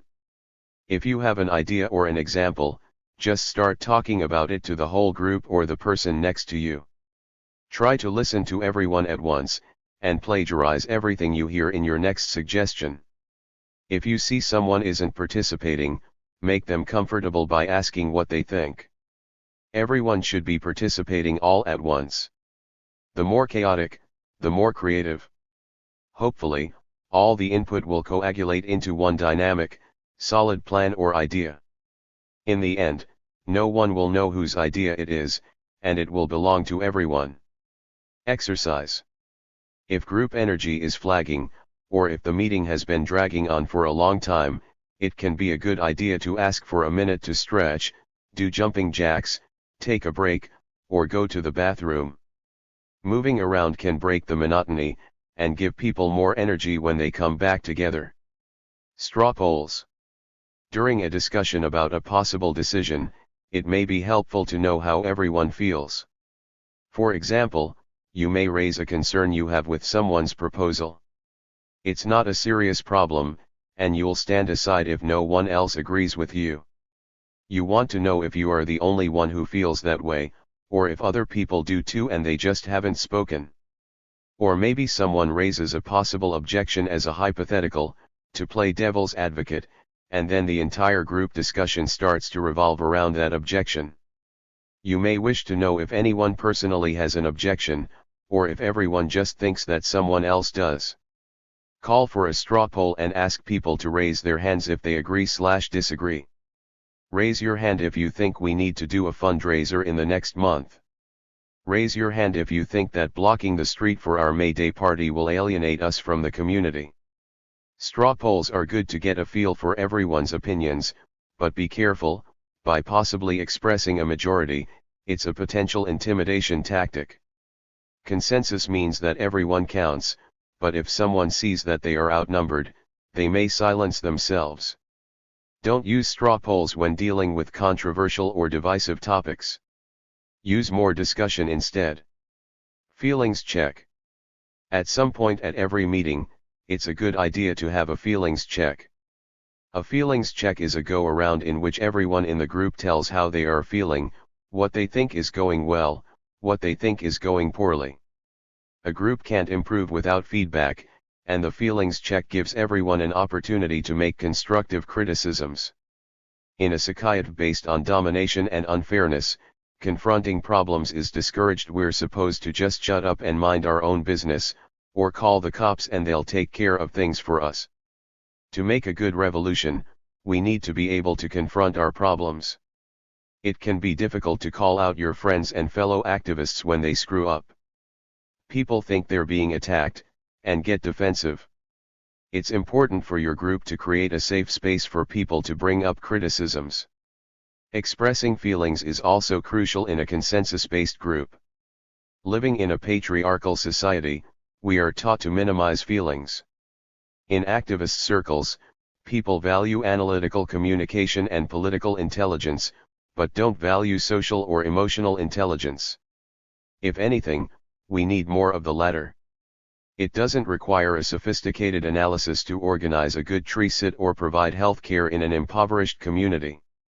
You don't have to be able to articulate the difference between CNT anarchists and Tolstoy's anarchists to trash an army recruiting office. Good analysis is necessary for creating an effective strategy, but building cohesive groups and a strong movement requires a great deal of social skills and emotional intelligence. Activists lack these skills because we don't even recognize their importance. Release valve. If someone does something during a meeting that hurts you, or if over time an atmosphere builds up that makes it impossible for you to function as an equal member of the group, you can call for a release valve. Because in a consensus-based group, the most important thing is group unity, and because group unity can only be ensured by keeping group members happy, a serious conflict takes precedence over political discussions, plans of action, or other activist business. If you call for a release valve, other discussions are put on hold and you tell the group about the problem you are having. Other people in the group should try to address the problem. If you can't solve it with a single discussion, set up a way to continue communicating about it. If everyone agrees, you can continue with business in the meantime, and try to finish the meeting while remaining sensitive to the problem. If not, people can take autonomous action, where action is needed, in the group's ongoing campaigns, until the group manages to heal its problems. For example, one group planning a campaign against a nearby clear-cut began experiencing serious problems with communication during meetings. There were major conflicts, and group members could not agree on how to communicate and make decisions. Some people did not even want to talk about the problem, while others felt that failure to agree on a clear form of acceptable communication would lead to a rule of might makes right in which the more assertive people would be able to dominate everyone else. The group halted work on its campaign and focused energies on finding common ground and building a new foundation. Meanwhile, individuals within the group were free to take autonomous actions to prepare for a campaign against the clear cut, or try to stop the clear cut themselves, on their own or in small groups. Because in a free, anti-authoritarian group, you don't need permission to take action, group building work should never be set in contradiction with outward activism. Both can be done simultaneously. If you claim that focusing on group problems makes your group less effective, you are ensuring both that the group creates more and more problems and that it becomes less and less effective at solving those problems. Government got to be where it is today in part because of a similar mechanism. Meeting structure. Consensus is meant to be an organic, not mechanical, process. Flexibly adapting to changing circumstances is more important than adhering to some rigid script. Activists have developed many different tools to use with consensus process. It's important to learn how specific characteristics of a meeting or of your group determine whether using a certain tool will be effective. The type of meeting has a major impact on how formal or process-heavy the meeting should be. If the meeting is going to be long, it can be smoother and less painstaking if everyone closely follows the discussion process, one item at a time, of inform, discuss, propose, decide. A strong facilitator can help keep people on track. Alternately, if a meeting needs to occur in a very short time frame, it helps to have a strong facilitator, especially an uninvolved one. Also, if urgency dictates it, people can consent verbally, without going through all the voting signals. If a meeting is attended by a large number of people, it also helps to be more formal. Carefully taking stack and having a good vibes watcher are very important in large meetings. Consider using a priority stack, rather than a straight stack, to ensure broader participation and prevent monopolization by the more vocal people. The vibes watcher should especially watch out for people feeling excluded or uninvolved. If a meeting is attended by different groups of people who do not know each other very well, it helps to use icebreakers, partnering, and feelings checks. If a meeting consists of an old core of experienced group members and a number of new participants, it is vital to be very open about the process being used, and to explain all the different discussion tools that are available. Don't be afraid to ask newcomers to observe for a while to figure out how the process works before they jump in as equal participants, but make sure to answer any questions they might have. Making decisions without the whole group. Is it still consensus if some group members are not present at a meeting? A group has to make decisions, and it is rare that everyone in a group can attend every meeting. Ultimately, if you miss a meeting, you miss out on the decisions made in that meeting. There are still things a group can do to ensure maximal participation. Firstly, make sure that everyone in the group knows about every meeting. Don't wait until the night before to send out an announcement over email, and don't rely exclusively on email unless you know everyone in the group is a computer junkie. Also, don't hold a 3-hour-long meeting and make all the decisions at the very end when most people have left already.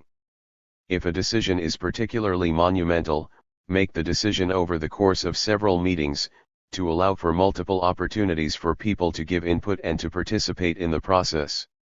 Your group may wish to remain flexible about when decisions can be made. If meeting attendance is low, the group can decide at the very beginning whether they feel comfortable making certain decisions, based on the importance and urgency of the decisions, the number of people in attendance, and whether people who have been crucially involved in a particular project are in attendance. Just be open about the reasons for postponing a decision.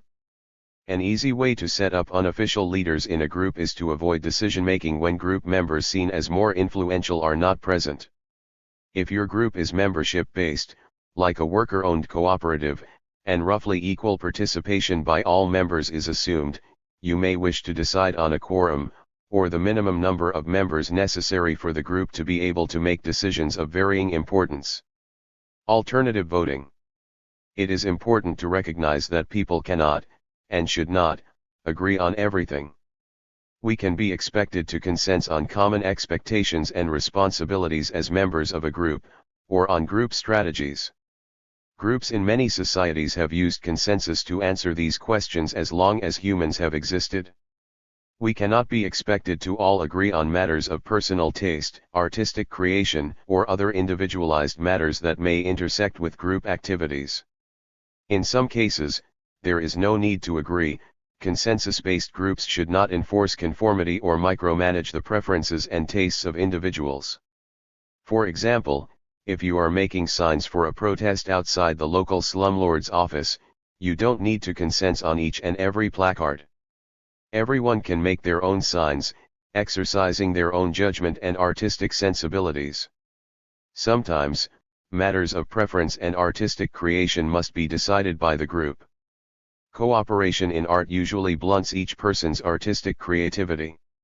If your group is making a zine about DIY healthcare, for example, compile a list as a group of what questions the zine should answer, then allow everyone to volunteer to take personal responsibility for a particular section.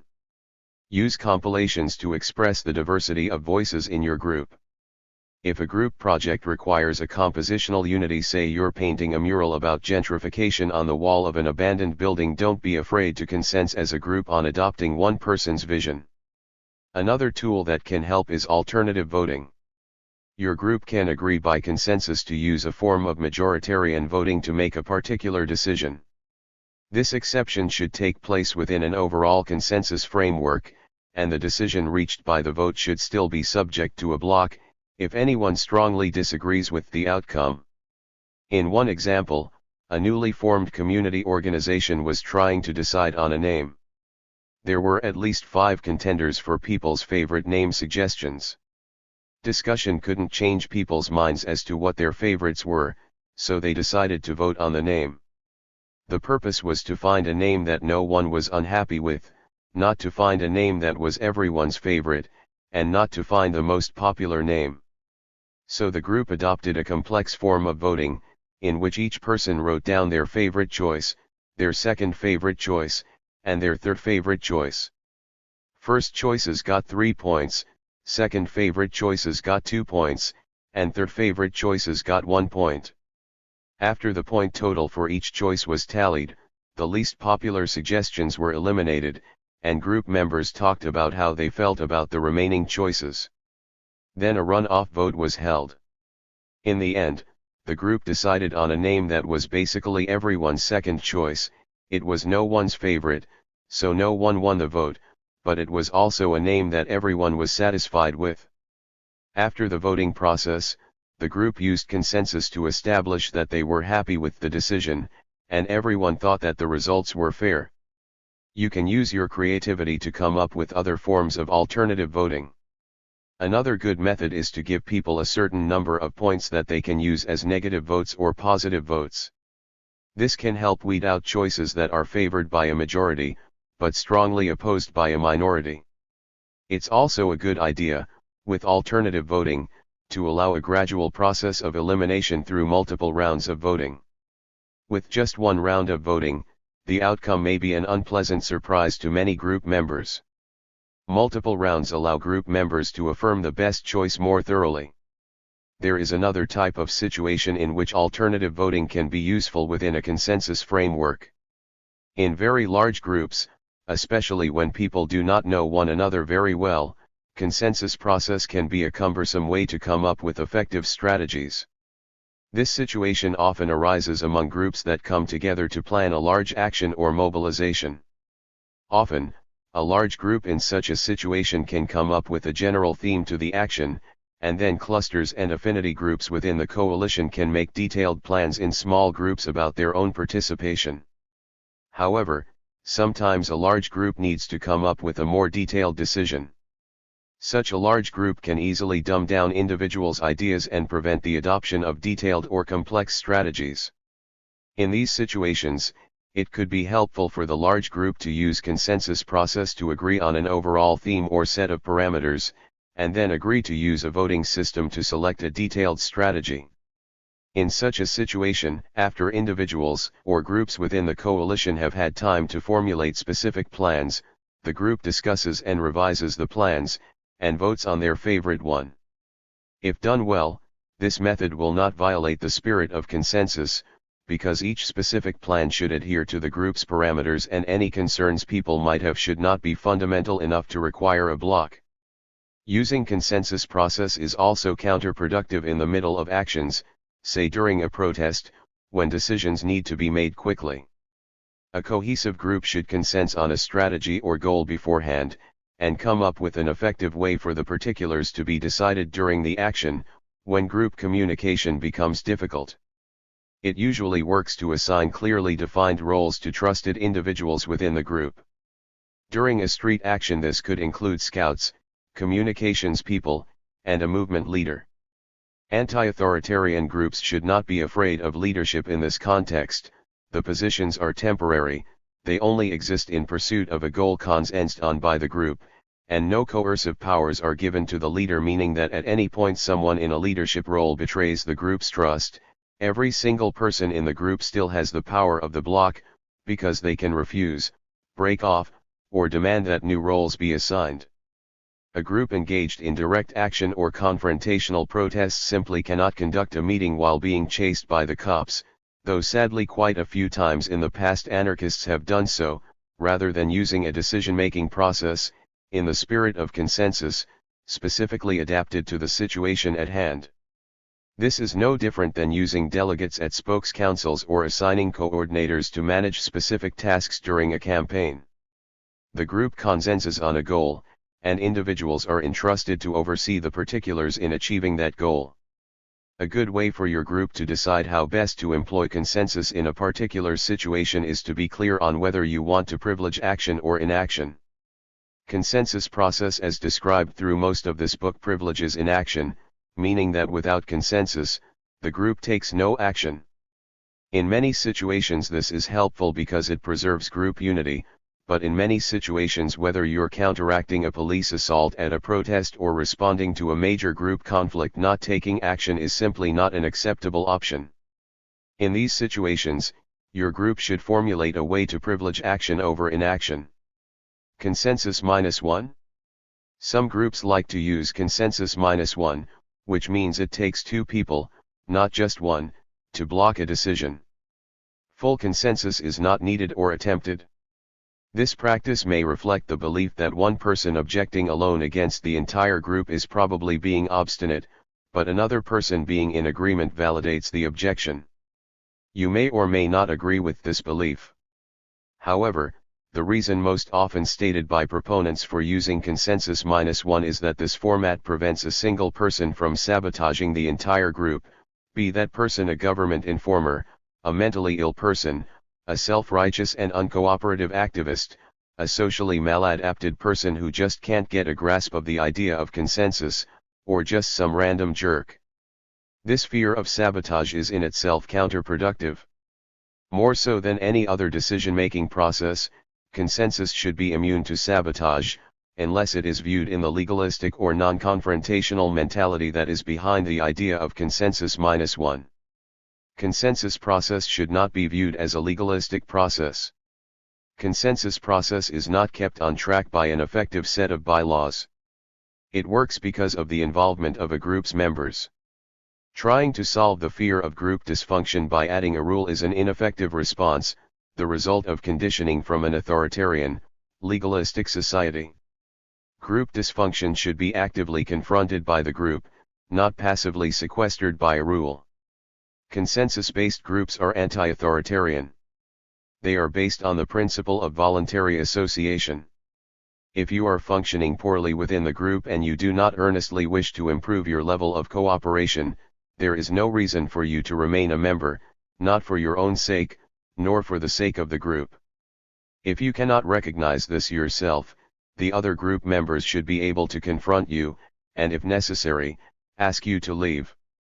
By putting a consensus-1 rule in the books, your group is abdicating its responsibility to confront dysfunctions within the group, thus ensuring the perpetuation and proliferation of such dysfunctions. Anytime several people in your group come to a thorough, balanced conclusion that a particular group member is causing serious problems and dysfunctions, they should discuss their options, preferably with every group member except the problem person, and then confront that person. If a random jerk has started coming to your meetings, and after being confronted she won't make any attempts to be more sociable, she should be expelled from the group.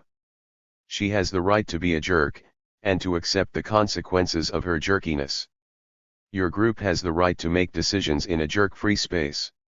If someone simply can't get the idea of consensus, offer your time and patience to teach him.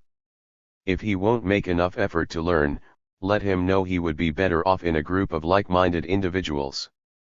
The same goes with an activist who is obstinate, selfish, or self-righteous. Allowing that person to continue being active in the group without changing her behavior, and simply sidestepping her blocks by using consensus-1, is a horrible idea. Confront the problem. If your group is joined by a person with a mental illness or disability that causes him to unintentionally disrupt group discussions or prevent consensus, simply ignoring his blocks is a condescending, disempowering, and unfair way to deal with the problem. Talk to this person, see that he gets the help he needs, and try to find activities he can be involved with in a constructive way. In the worst-case scenario, if government provocateurs infiltrate your group with the intent to disrupt it, consensus-1 is a useless way to address the problem. There is nothing to stop the government from planting more than one infiltrator, if all they want to do is block decisions. You probably will not know for sure if someone is a government infiltrator, and it doesn't actually matter very much. Particularly among white, internet-savvy activists, more harm has been done by accusations of infiltration than by bona fide infiltrators. A key rule of security consciousness is that you don't have to be a cop to do a cop's work. If someone is causing problems, regardless of whether you think she's a cop, confront her, and if she fails to cooperate, expel her from the group. An emotionally healthy and communicative group is the best defense against infiltration. Infiltrators will be unable to disrupt the group, and they will not be able to gather information about illegal activities as long as you never plan or discuss such activities with people you don't know and trust completely, and avoid areas where eavesdropping or wiretapping is a possibility. Mission statements and principles of unity. A good tool for an effective group is to have a mission statement or principles of unity. You can't make consensus decisions if you can't agree on basic values. If everyone has a common understanding of the structure, purpose, and goals of the group, as well as principles of communication and principles of activism, you have a strong basis for reaching consensus in your various projects, actions, and campaigns. Working groups. If your group has a large amount of work to do, say you're planning a conference, it can help to break into working groups. A working group is a subset of the major group that gets together to discuss and plan a particular task or responsibility. Working groups for an organization planning a conference may include publicity, housing, fundraising, venues, and so on. Working groups allow you to free up time in general meetings for matters of general importance. They allow the different tasks to be planned simultaneously and thoroughly, and they allow group members to work on the projects they are most interested in. Your group may want to give working groups differing levels of autonomy, in terms of how they meet and how much they can do. Working groups might all meet at the same time, one selected time during general meetings. Or working groups can arrange meetings separate from general group meetings, to allow them as much time as they need, and so that everyone in the working group can attend. As for decision-making authority, there are a number of options. It may be best to allow working groups to make important decisions on their own, or to allow them to make only less important, logistical decisions. Or your group may decide that working groups should only research, discuss, and then bring proposals for decisions to the whole group. In any case, working groups should report back regularly to the main group so that everyone can stay informed. Autonomous action. At times, you may want to act autonomously. It is vital for people to be able to do this in any anti-authoritarian community. Autonomous actions may be more effective, or more secure for illegal actions. They may spark initiative in your group or larger activist community, or they may just be what you need to do at a particular time. Autonomous actions should not be problematic unless they sabotage a group campaign, specifically put fellow activists at risk, use group resources, or are done in the name of the group. Informal consensus. In many meetings or other group functions, there aren't actually any major decisions to make. Often, the agenda will only include announcements, people giving updates on what they've been working on, and maybe deciding logistical details of a project that is already underway. In such cases, there is no need for many of these decision-making tools or process structures. But it's still a good idea to use the same basic frameworks, for a number of reasons. Using the same basic process can make it easier to plug in more tools when they become necessary, and it also helps you to stay in practice. Otherwise, needing to use formal process after several months of lax meetings can be awkward and difficult.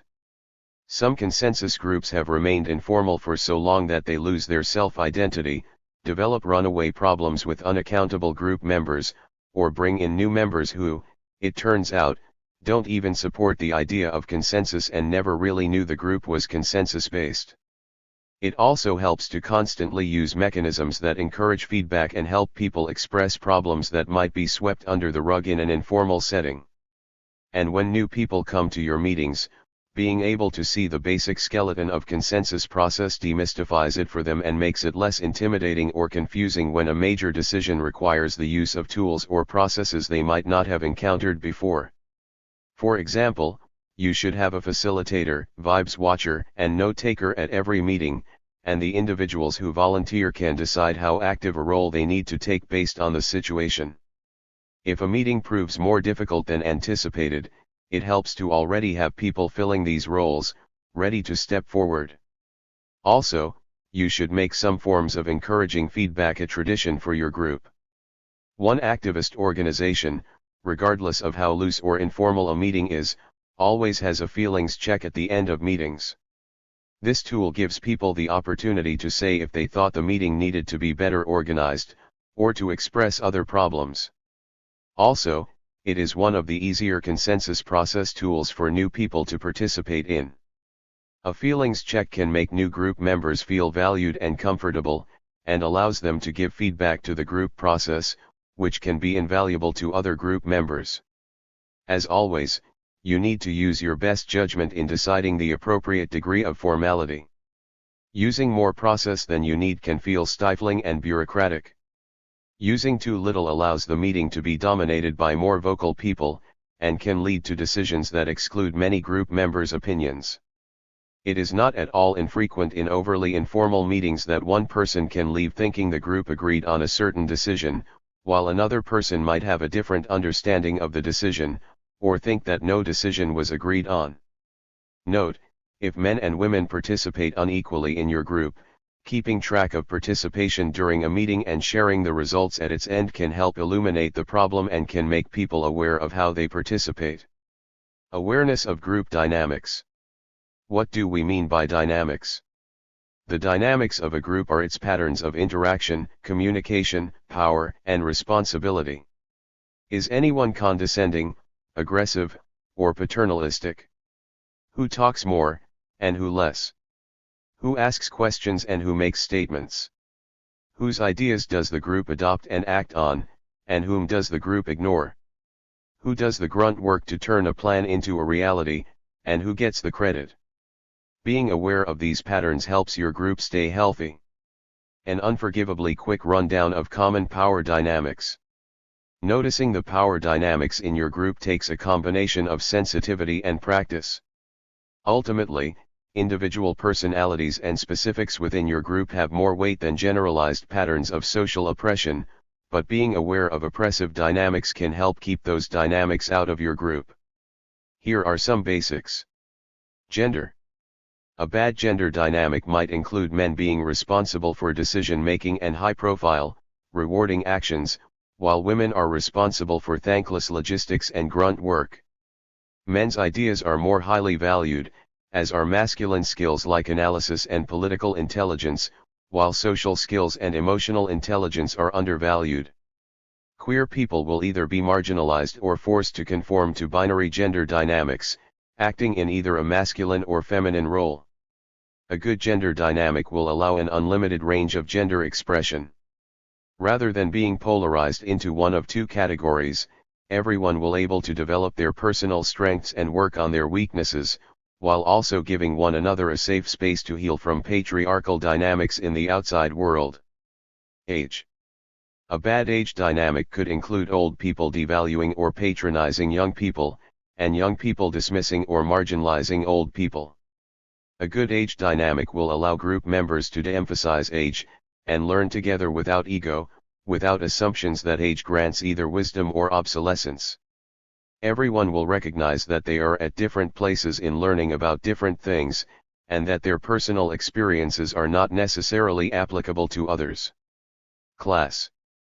A bad class dynamic could include college-educated people talking down to poor activists, or using academic jargon to talk over them or otherwise exclude them.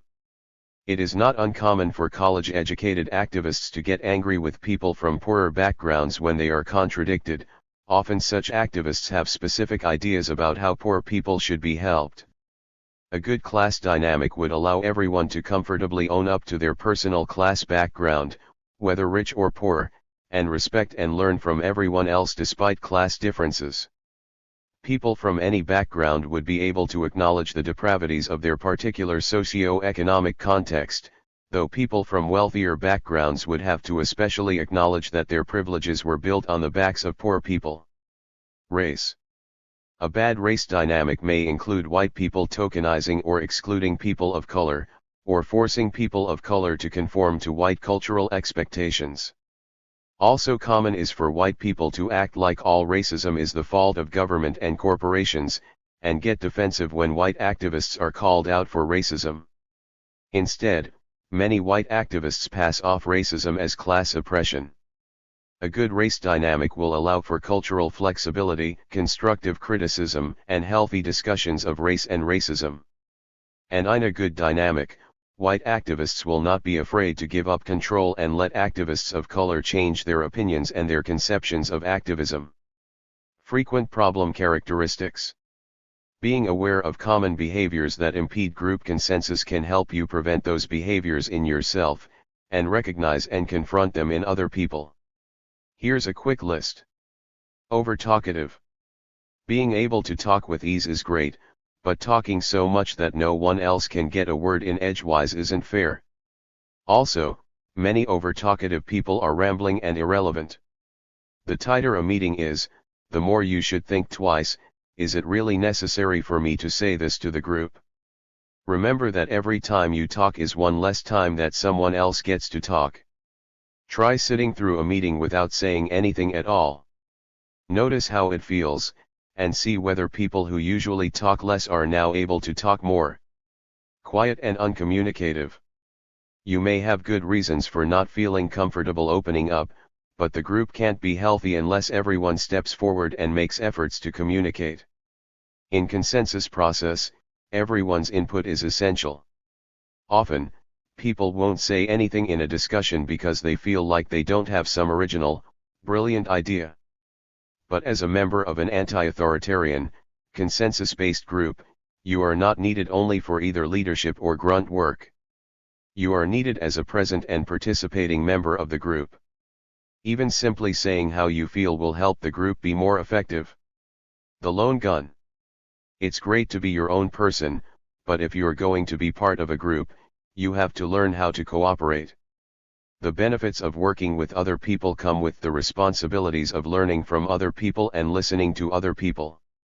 If you can't learn to be a team player, well, it's called lone gun for a reason. No one is stopping you from going it alone. Insensitive. How can we change the world if we can't even take care of one another? Yes, we may have more important things on our minds, but feelings are important too, both in their own right and for ensuring the health and effectiveness of the group. People who are bluntly honest and confrontational can be great additions to a group. But people who actively ignore and disdain others' feelings are just going to be a pain in the ass. If you keep hurting other people's feelings, you may be bitter about a personal inability to deal with your own emotions. Work on it. Oversensitive. The flip side of the coin is that we all need to have thick skins. This is especially important for people with privilege to recognize. Oppressed peoples grow up with thick skins as a necessity of survival. Privileged people need to toughen up so we can effectively deal with the criticisms and potential anger our privileges may cause. Getting all teary-eyed when someone calls you on your shit makes the person brave enough to make a criticism look like an ass. It shifts attention away from the original problem to your own emotional well-being, and it just isn't fair. Changing the world isn't going to be all fun and games. Hell, even meetings won't be all fun and games. Don't let your emotions disable you, learn to roll with it. Over-assertive. This is an easy one. If someone doesn't agree with you, don't get in their face. You can try and convince someone, but first and foremost learn their point of view. If you keep talking until someone is silent, it doesn't mean that they agree with you. Probably you just talked them into submission. Learn how to listen, learn when to back off.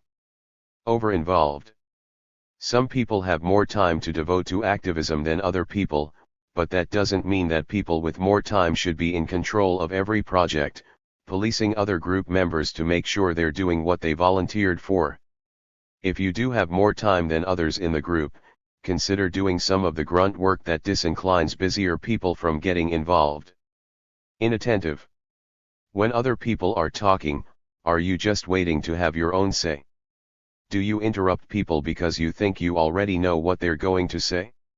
Here's a news flash, in case you're listening, most people like this rarely have anything intelligent or interesting to say. How could they? They never let themselves listen and learn. Cliquish. Do you tell inside jokes that only a few other people at the meeting will understand? Are you that celebrity activist who has been to all the greatest protests, even been arrested for CD or DA? Maybe you're just insecure and you want other people to value you. If you sincerely want to work on it, cliquishness can be an easy fault to fix. Otherwise, the other people in the group have work to do, and you're not helping. There's nothing worse than a party scene pretending to be revolutionary. Defensive. This is one of the worst, and also one of the most common. Perhaps the surest way to keep a group from growing is to get defensive when people criticize you for something. All the other faults can be worked on, as long as you listen when people call you on it. The main thing to realize is that everybody screws up. Drop your ego, and learn to hear the criticism and deal with it. It's not a court of law. No one should be looking to prove guilt or innocence. Whether the person is right or wrong in their criticism isn't even the most important thing. If a person thinks there is a problem, there is one, and it is the responsibility of the group to work on it. There are a million things we can do wrong when we're acting as part of an anti-authoritarian group, so we might as well accept that mistakes are inevitable. We shouldn't be in a competition to be the best, most faultless activist, because in such a competition the group as a whole will lose. Don't get mired down in your faults either.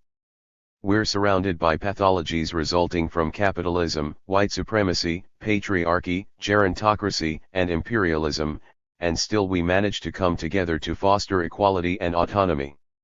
And what's more, we can do even better. You can even record individual group members instead of dividing everyone into categories, if you think your group's problems may be more personal. Make sure to share the results of the speakers list at the end of the meeting. Getting back on track. During the course of any meeting, your group may stray from its agenda or from ideal communication patterns multiple times. Often, this can be harmless, and can even help the group relax. Sometimes during or after difficult discussions, people may start joking around to relieve stress. Other times, however, getting off track can make the discussion more difficult and can even silence less assertive group members. Stay sensitive to the group's mood and know when to get the group back on track with a process point or vibes comment. Even if you are not facilitator or vibes watcher, you should feel comfortable making such contributions to the meeting. If someone changes the topic or stalls the discussion process by bringing up a part of the problem the group has not yet begun to address, wait your turn to speak or bring up a process point immediately after the person is done, and voice your concern. I think we should finish talking about this before we move on to that. Don't interrupt the person you think is changing the topic, because in the end what they are saying may relate to the discussion at hand. If one group member interrupts another, you can bring it up immediately, or wait to speak. If someone has interrupted other people twice or more, or if one person has been interrupted multiple times, interrupt the interrupter, and point out what has occurred. Hey Jill, I think Jack was trying to speak. Addressing problems. Sometimes, problems will be protracted or complex. Every group will encounter such problems. It is both one of the most important and most difficult duties of your group to address these problems. Ignoring a problem will cause it to grow. There are different types of problems: problems with the group culture, problems between multiple people within the group, problems one or several people have with one particular group member, and problems between two people within the group. If you have a problem with the group culture, bring it up. At an appropriate time in a group meeting, let everyone know, I'm worried that the only thing we can organize is a party. I think we're having problems sharing responsibility and leadership. I don't feel like we can deal with problems or bring up emotions in this group. It may be that other people agree with your concern. If so, it is imperative that the group schedule a special meeting, or more friendly get-together, to discuss the problem and its possible solutions. If no one else shares your concern, don't be intimidated, and insist that everyone hear you out and consider your feelings. At the heart of consensus is the principle that one_person's CONCMEs are no less valid than many people's concerns.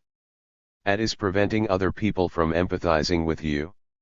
Are dynamics of race, gender, class, or age at work? I have seen situations where one person of color brought up an insightful and valid criticism, and all the white members in the group could not understand.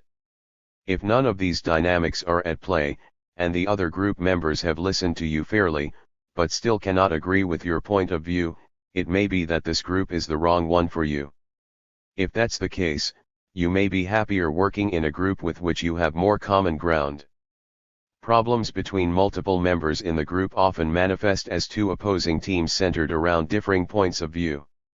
In reality, people's personal opinions and inclinations are much more complex than this, but people often respond to conflict by seeking out allies, to counter feelings of insecurity or disapproval, and to feel stronger in their own position.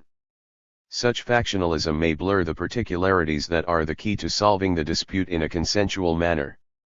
Once it has become apparent that a broad disagreement has divided your group, bring attention to the problem in as non-threatening, comforting a manner as you can. Focus on the need to heal, not on casting blame. Insist that the group sets aside time as soon as possible to discuss the problem. When you do, discourage the division of the group into the two opposing camps. One good method is to have everyone partner up with someone they disagree with. Person to person, practice listening and trying to understand the other person's point of view, and then discuss ideas for a solution. Allow plenty of time for the pairs to reconnect, and then have a go-around for each pair to share their insights and ideas. If the problem requires a long-term effort to fix it, allocate group energy towards the problem, but also find actions your group can continue performing. Remaining active preserves social bonding and allows you to try out the solutions your group is gradually developing. Carrying out actions can also help prevent the frustrations some people may have that working on communication sabotages the group's other activities.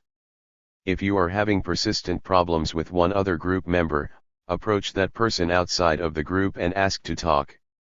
If the other person agrees to talk with you, express your problems candidly, but focus on restoring healthy communication, not on blame. If the person refuses to talk with you or dismisses what you say, then approach other group members and ask them to intervene and pressure the person to talk with you. At this point, you may want an experienced person, from inside or outside the group depending on your preference, to mediate the conflict. Be aware that anyone can mess up, and you might become a source of frustration or discomfort for someone else in the group. If someone approaches you with a problem, never be defensive, and always hear them out. Ask questions and make sure you understand their criticism, and give yourself time to think, before you respond. If you still don't feel that their criticism is valid, it is okay to share your opinion, but you should still be focused on restoring communication. If someone in your group thinks there is a problem, then your group has a problem, regardless of whether their criticism is right on the money or off by a mile. If two other people in the group are having a problem serious enough to impact the group, discuss it privately with other group members who are well acquainted with the two people having problems. Come up with a strategy for dealing with it. In many cases it helps for a friend of each person involved to approach that person separately, find out what's wrong, and offer help and support. See if they can solve it on their own. If it is a major problem, like sexual assault or emotional abuse, take it seriously, and offer whatever help you can give in a non-threatening, respectful way. In cases where there is clearly a survivor and an abuser, respect the wishes of the survivor, and prioritize helping that person receive what they need in order to heal.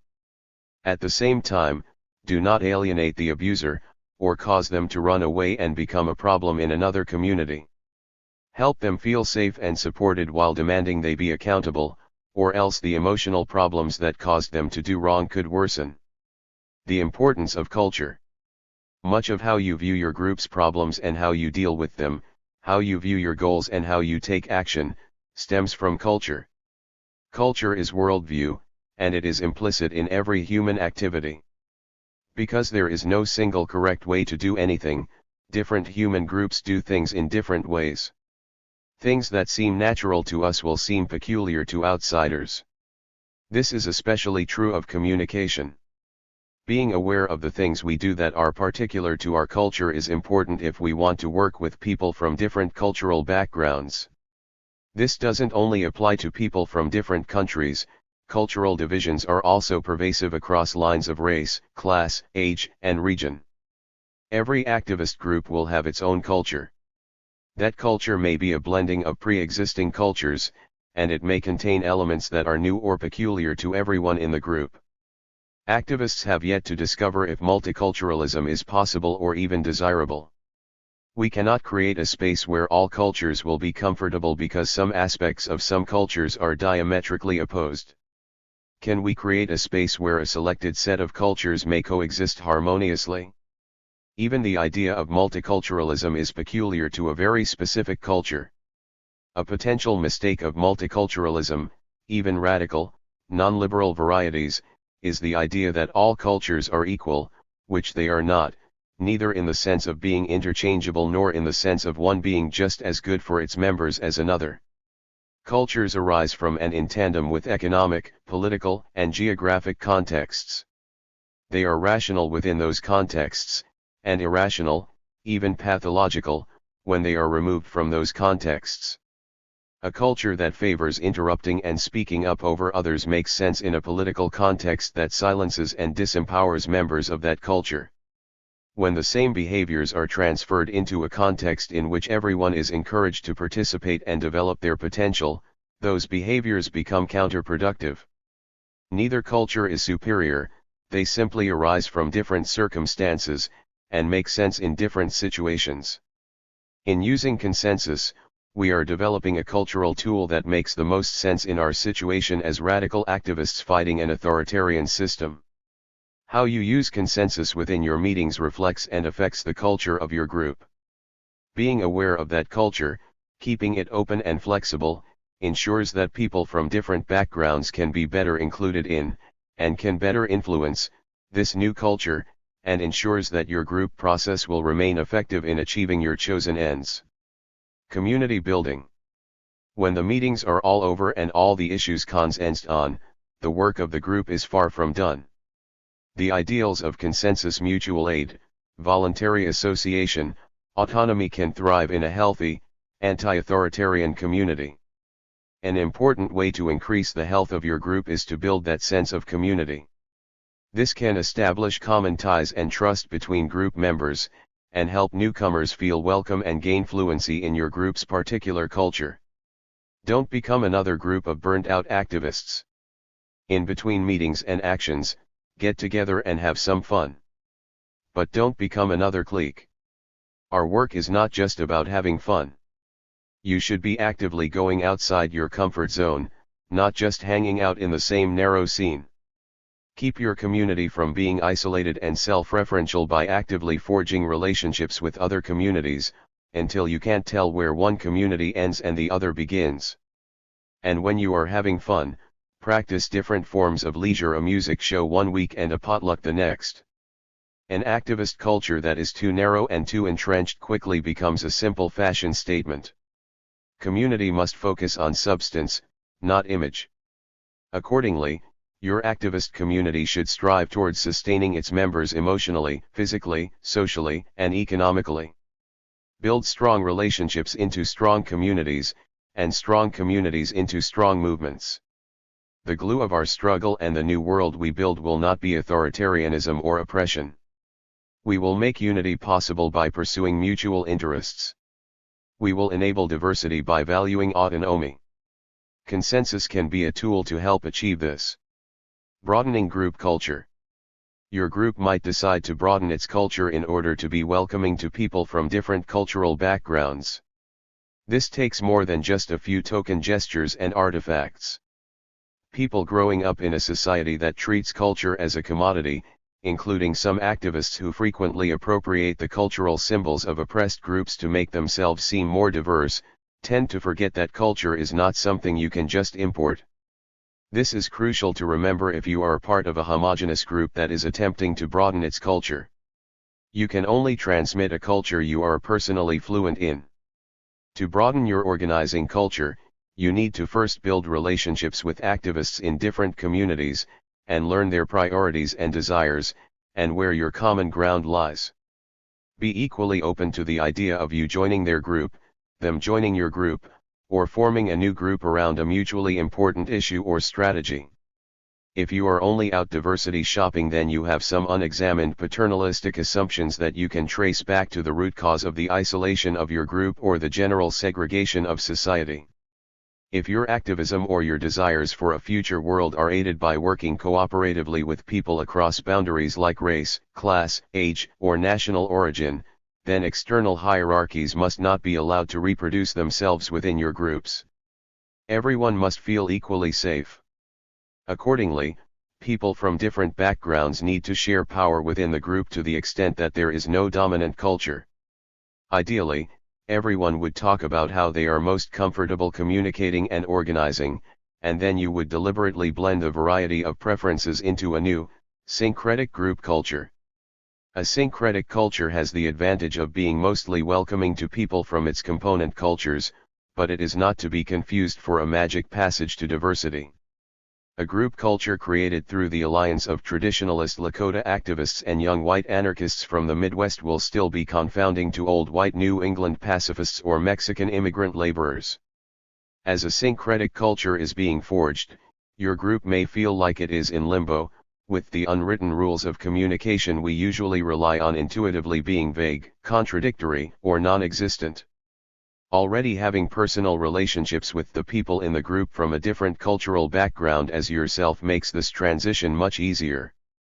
In one group that works as an alliance between white activists and black activists organizing against police harassment, the group operates without a formal process and for some time had no customary structures or habitual communication patterns, while group members got to know one another and become comfortable. This culture vacuum left the group with few communication tools, so among other things it was difficult to share leadership or encourage growth and initiative taking among less experienced or less vocal group members. Fortunately, everyone had plenty to learn from experiences with culture, race, and building effective solidarity. Ultimately, the strong personal relationships that grew out of the initial unfamiliarity, and the need for everyone to be accountable and self-critical to overcome race-related discomfort made up for the lack of process and has provided a backbone as a blended culture slowly develops to fill in the spaces. Multicultural groups. The term multicultural usually exists within a liberal framework.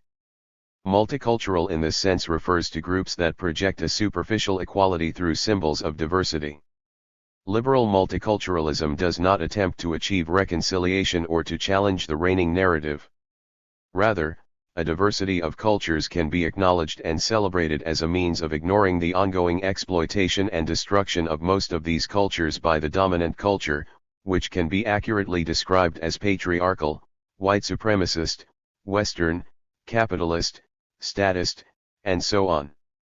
A group that is multicultural in the liberal sense will attempt to recruit people from outside the dominant culture, but the goals and organizing culture of the group must not change, and must be thought of as neutral.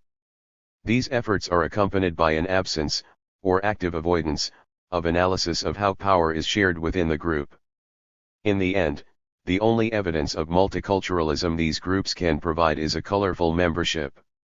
An approach that is literally, not liberally, multicultural can be useful for sharing culture and power in groups that for whatever reason will not develop a culture of their own. This need usually arises in coalitions, networks, or umbrella organizations that are comprised of activist groups from different, culturally distinct communities. The larger group alternates between different organizing cultures. One community will host a meeting or event in their preferred fashion, and another community will hold the next meeting in their preferred way, and so on. This method is good for exposing group members to different cultures, and allowing each community the opportunity to work within their culture, without creating a dominant or neutral organizing culture. On the downside, it can be difficult to make decisions, or have a common understanding of continuity in what those decisions are, if the rules of the game change from one gathering to the next. Alternating between organizing cultures works best for networks that meet to share information but do not need to make decisions. Monocultural groups. Liberal and progressive efforts at anti-racism have led to a misguided emphasis on an appearance of diversity. Not only is the composition of your group not the best indication of power sharing and accountability, but sometimes it helps for groups to be monocultural, in order to provide a safe space or to more effectively work with a community from the same culture. Diversity within your group should not necessarily be a goal in the short term. It is far more important that your group work effectively with the community from which its members come, while creating relationships of accountability and solidarity with activist groups in other communities. For example, trying to recruit people of color into predominantly white groups is far more questionable a goal than a white group trying to work with the immediate white community to challenge the oppressive systems of which it is a victim, a beneficiary, and in many ways a linchpin.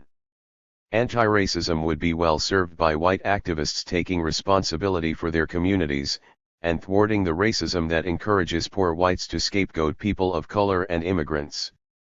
For another example, Latino activists can generally work more effectively with the Latino immigrant community than white activists can, so it would not help to have an activist group in such a community to be half comprised of white activists who probably do not speak Spanish, are not familiar with Latin American cultures, and do not have personal knowledge of immigration and life as a non-citizen. Latino activists might also lose their ability to work for their community by joining a group of white activists. The best thing for each group of activists might be to focus on their own communities, but to build good communication with one another so they could know when to act together on a particular issue that provides common ground. Coalitions. A coalition is an organizational structure that allows multiple groups to work together on a particular issue. Coalitions are most effective as temporary alliances built up around a single campaign where multiple activist groups share common ground. After the campaign is completed, the coalition is disbanded. Sometimes, groups that are unable to sustain themselves with their own work will gravitate towards a coalition, and some coalitions, composed entirely of such groups, will become for all effects a new, singular group. Groups within such coalitions have essentially given up on working to meet needs, and instead unify around common ideology. They no longer work for themselves as people, they represent themselves as activists. Forming a coalition is not the answer for groups that are failing to make an impact within their communities, as a coalition will only remove them further.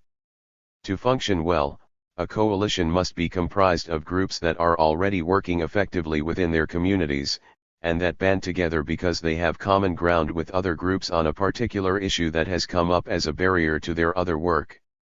It is likely that not all the groups making up the coalition will use the same decision-making strategy. If you are forming a coalition, you should suggest using consensus process for coalition decisions. On principle, groups remain part of a coalition as long as it fulfills their needs. If the member groups cannot consent on a strategy, the coalition will be counterproductive. A further need for consensus within coalitions comes out of the current political context. Progressives have an almost universal habit of trying to bring everyone into one big organization or front, and whether they realize it or not tend to exercise control over these coalitions. To keep from being exploited, anti-authoritarian groups might urge that a coalition adopt consensus before they join it. Federations. A federation is a long-term organizational structure, usually uniting multiple localities across a region. A federation is a voluntary association that requires a high degree of similarity among member groups in terms of strategy, culture, and analysis. The similarity is not enforced from above, rather it is the reason that different groups join in the first place. Federations contain two tiers of structure, local and central. The local structure consists of a number of autonomous groups, each working within their immediate communities, that have decided for various reasons to band together. The central structure manifests in periodic meetings attended by people from each local group within the structure. At these central meetings, people decide matters concerning the entire federation, and create strategies of action that each locality can participate in, for a broader impact. The federation should never dictate to a locality, but should recognize the autonomy and self-directed community work of each local group as the source of its strength.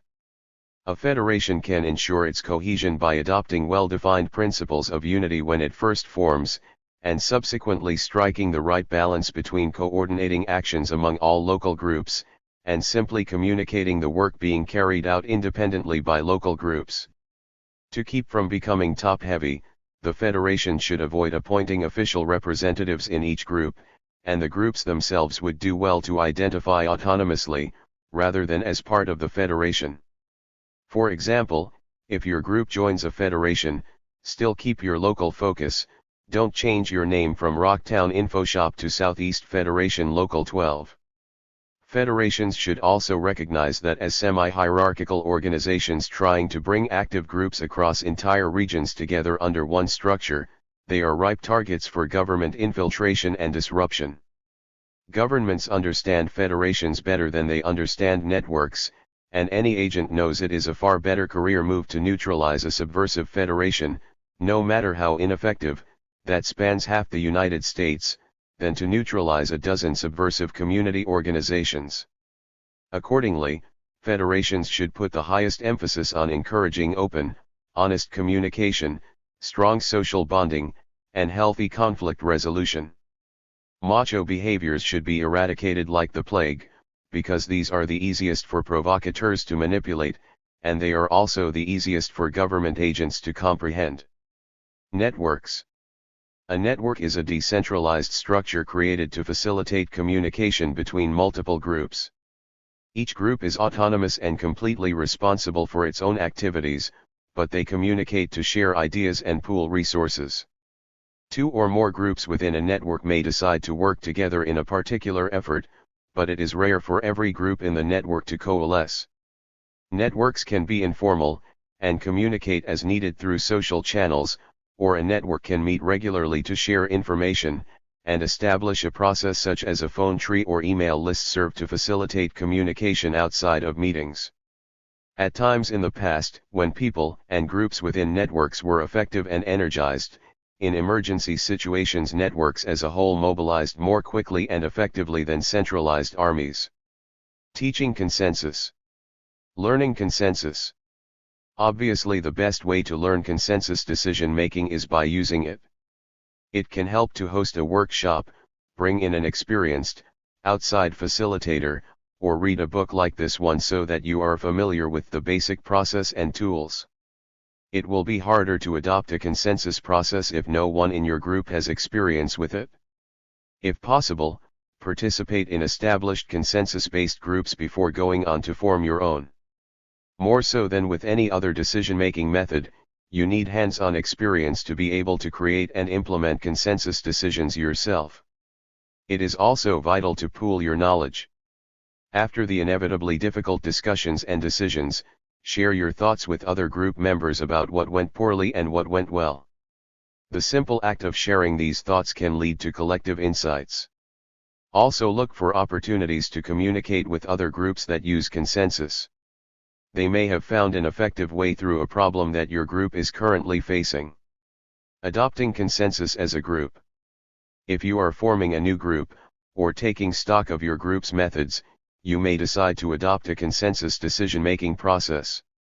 First of all, you need to consensus. Does every solid group member want to use consensus? If so, you first need to learn about consensus as a group. Invite an experienced facilitator from outside your group to give a consensus process workshop, or if multiple group members already have good experience using consensus, talk about it as a group.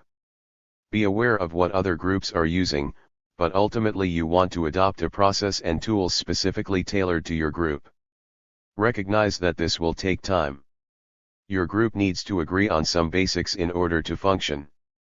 Adopt general meeting guidelines. Also create a list of positions and tools your group will use, but keep the list open so you can add more if a need becomes apparent. Your group may want to write out principles of unity or draft a more specific, concrete group process, but be aware that these are more difficult types of decisions, especially for a group that doesn't yet have much practice with consensus. Consider starting with just a common understanding of some basic guidelines and tools, get on with the work your group was formed to accomplish, and allow more specifics to fall in place or be adopted over time. Putting too much effort into a detailed constitution can destroy a group before it has even gotten active. What matters is not what your group writes down on paper, it's the collective experiences and skills of group members, and these take time to accumulate. Even coming up with basic guidelines and tools can take several meetings, even several months. Be patient, and try and find activities your group can carry out in the meantime to keep up everyone's spirits and illustrate the need for a more effective group. After your group has enough of a common understanding to proceed, practice communicating and coming to a decision for a made-up problem. Good mock decisions can revolve around actions activists may have to take in real life, but in response to humorous problems that will be relaxing and easy for the group to discuss. For example, some corporation has monopolized the global ice cream market, and now they're only giving ice cream to millionaires. How will your group liberate the local ice cream supply? Practice with mock decisions a few times, and afterwards discuss what went well and what could be improved. Teaching consensus to new members. Either through social networks and friendships, successful publicity, or successful actions, word will get out and new people will come to check out your group and potentially join in your activities. In all likelihood, most of these people will have little or no experience with consensus decision making, and quite a few may have no clue what is meant by that term. How your group will welcome these new people and teach them consensus process will be decisive in whether they stay or go. When new people arrive during the informal minutes before a meeting begins, don't be shy. Make sure to welcome them on an individual basis, ask about them and get to know them a little. In many cases, people new to a group find themselves in an intimidating social scene, alone and silent while everyone else talks amongst themselves, sharing gossip or recounting events the new people have no knowledge of. In some cases this is because the long-term group members use activism only to feel good about themselves, and on some levels prefer to keep the group restricted to a tight group of friends in a self-defeating scene. But in many instances the long-term group members themselves become shy when new people enter the group, so they avoid their insecurities by reaffirming social bonds with other group members, to the exclusion of the new people. It's ironic but true that a great many people attempting to build a revolutionary movement often fail to build a working relationship with other people. Alienation is pervasive in our society, but radical activists need to overcome it. The easiest time to begin is when new people come to a meeting or event, and the friendliness you show can go a long way in retaining their interest and helping them become a helpful and inspiring part of your group. Once the meeting begins, the very first item on the agenda should be explaining the basics of consensus process to the new people, if it turns out they have no experience with it. This explanation should not be exhaustive, or overload the new people with too much information. 1 or 2 minutes will do, describing the ideal of consensus, the process of discussion, stacks, and basic positions like facilitator and vibes watcher. Encourage them to observe for their first meeting, so they can see how it works, and invite them to ask questions about anything they don't understand.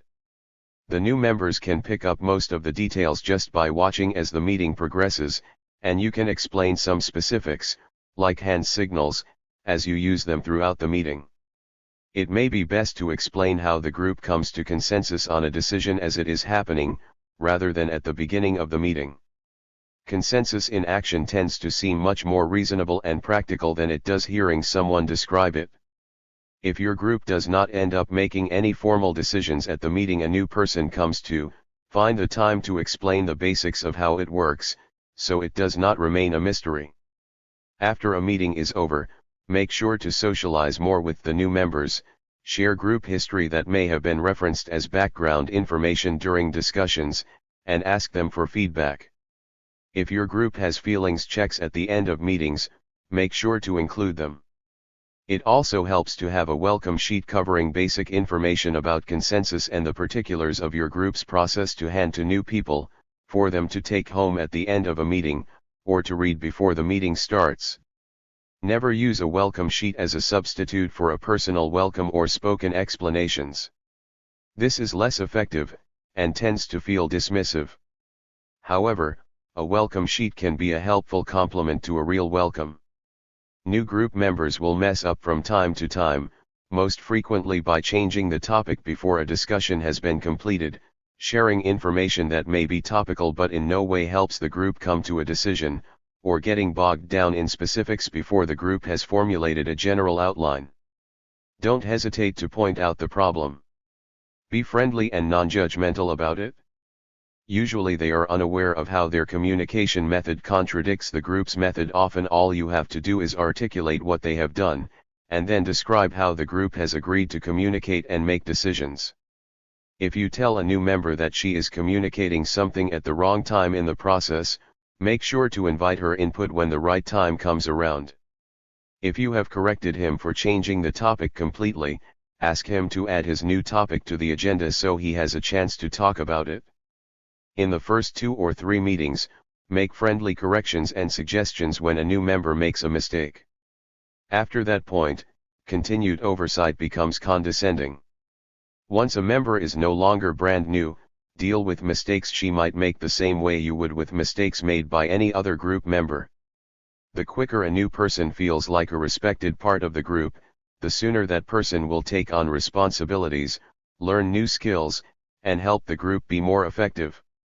Keep this in mind, and avoid creating hierarchies of seniority within your group. Sometimes a new group member will be completely unwilling or unable to respect the group process. Maybe he is coming to the group with his own agenda, ignoring the work and priorities the group has already established, and expects the group to work on his projects. Maybe she constantly interrupts other people, and even claims a right to do so. Maybe he takes everything personally, and constantly blocks decisions. Maybe she lacks enough analysis, values, and strategies in common to make it feasible for her to work with the group. If a problem persists after people have addressed their criticisms and concerns to the new member, it is perfectly all right for your group to ask the person to leave. If a new person works well with your group, a major test of their full inclusion in the group is their first time facilitating. It will take a substantial amount of experience with the group before a person is ready to facilitate. Don't rush them, but don't let them hold back long after they have become an accepted and responsible member of the group. Many people are intimidated by the role of facilitator, but it is a crucial one to learn, and the role, and consensus as a whole, becomes easier as more people within the group become adept facilitators. It helps to give the facilitator feedback at the end of a meeting, especially if it is that person's first time facilitating. Introducing consensus to a group. Many anti-authoritarian activists have to work with groups that do not use consensus. In some areas there are no active political groups that use consensus, and in other circumstances anti-authoritarians choose to work with informal or majoritarian groups when those groups are doing good, important work. You may find yourself in a position to introduce consensus to a new group of people. Different situations require different methods. Has the group decided as a whole that they want to adopt consensus, or are you trying to introduce consensus decision-making methods to an informal or majoritarian group? If the former, what do you do if you are the person whom the group has asked to show them how to make decisions using consensus? The suggestions in the previous section all apply, but if you are in a situation where a group that may not have put much prior thought into communication methods is asking you to teach them consensus decision-making, you should be especially wary of several pitfalls arising from the fact that consensus process cannot be taught so well as learned. You should start by taking the time to explain consensus in depth, how it works, and the tools, values, and analyses that make it work. You should also talk about successful consensus decisions you've experienced in the past. Don't sidestep a leadership role. The people attempting to learn consensus have already given you something of a leadership role by asking you to teach them, and you should not leave them with a vague idea of the goal they're striving towards. However, once you have shared your knowledge, you need to be careful that they do not leave you in a position of leadership, expecting you to make consensus for them. Point them to where they can read about the process from other sources, and have them practice using mock decisions. You may need to facilitate the first meeting, but afterwards, or alternately throughout the meeting, demystify the facilitator role by openly articulating everything you did to keep the group on track, so that at the next meeting other group members will be able to try facilitating. How do you introduce consensus to improve a group's dynamics or expose them to anti-authoritarian communication, if they have not specifically considered or decided on consensus decision-making? For example, you may work with a food co-op that does not use consensus process, either because they have no experience with it and think consensus is unrealistic, or because as a group they have never discussed or thought about communication and decision-making processes. Perhaps the group consists of a strong leader and a number of passive members who are unused to functioning as equals within a group. In most of these situations, it helps to introduce the tools of consensus first, on an as-needed basis, before revealing and advocating the overall process, or the adoption of that process in an intentional, formal way. If a meeting can't go anywhere because everyone is interrupting everyone else, suggest using a stack.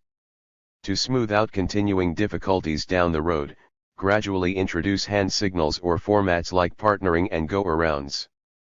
Elicit and show the importance of every person's input, even and especially if the group continues to operate on a majoritarian basis that tends to silence the minority. Introducing the tools first allows people to become gradually accustomed to the more horizontal, accountable communication styles required for consensus. Making use of consensus tools without ever having to embrace the whole idea of consensus also helps people shed their misconceptions and realize the practicality and complexity of consensus decision-making. Helping another group with consensus. If one group is having problems using consensus, they may turn to a more experienced or successful group for help. If you are in that more successful group, you may decide to help the group having problems. You could send members of your group to observe their meetings, and invite members of their group to observe your meetings. You could let them borrow a good facilitator from your group for a meeting or two. Or you could all get together informally, outside of any meeting, and talk through the problems the one group is having. In one such brainstorm, it turned out that the group having problems with consensus was effectively dominated by 2 or 3 informal leaders. The leaders were not intentionally authoritarian, and in fact were among the main proponents of using consensus and removing themselves from their positions, but the leadership dynamics seemed unavoidable. The members of that group had internalized authoritarian values enough to think the hierarchy in the group was natural, and it was an unrealistic goal to get rid of it. After all, they said, the people in the informal leadership roles are smarter and more capable as activists, it's natural that they should lead. A person from the more successful group then asked the members of the other group the following questions. Who are the informal leaders of the group? 2 names were mentioned, with a possible third. Who are the people who most often speak for the group? The names offered were the same. Whose ideas are acted on by the group when it comes to planning your campaigns and group activities? Again, the same names. Who sends emails, other than meeting notes, out over the group listserv? 2 of the leaders, and 1 or 2 other people, were mentioned. Who emails out the group's meeting notes? This time, an entirely different set of names were offered. Who reserves rooms and venues to host group events? Again, it was the names of other group members that came up. For all the other questions about who did the logistics and grunt work, the informal leaders were mentioned occasionally, but by no means did they top the list. If one only looked at the names mentioned in connection to the performance of the group's vital tasks, it would be impossible to tell who was considered a leader. The only distinction was in who felt free to communicate their ideas and to take initiative. Only in these categories did the leaders actually lead the group. Why did other group members not feel comfortable stepping forward in these 2 ways? In part because everyone valued the abilities to speak and take initiative over the many abilities involved in carrying out the group's plans. Except for the leaders, people did not value their own contributions to the group and felt they were not vital, though in fact they were. After exploring these possibilities, some group members still felt that the leaders were just smarter. However, it turned out that the only form of intelligence at issue was political intelligence and the ability to memorize and call up facts. The people involved in this discussion then explored how emotional intelligence could be more useful than political intelligence in helping a group come to a plan that everyone would support. Knowledge of statistics and facts would help to communicate information to the public, but it was not necessary in group meetings. Everyone in the group should have felt comfortable suggesting ideas or issues. By sharing their experience of learning to value everyone's contribution, the successful group helped the other group to leave behind the ingrained authoritarian values that make consensus impossible. In sum, once you have shared your experience, make sure to step back and let the other group figure things out for themselves.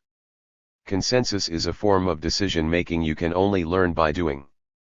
Consensus workshops. A number of people have put together workshops to introduce the idea of consensus or share experiences on making consensus process more effective. Bringing in an outside presenter can spark interest among activist groups in your area about adopting consensus process.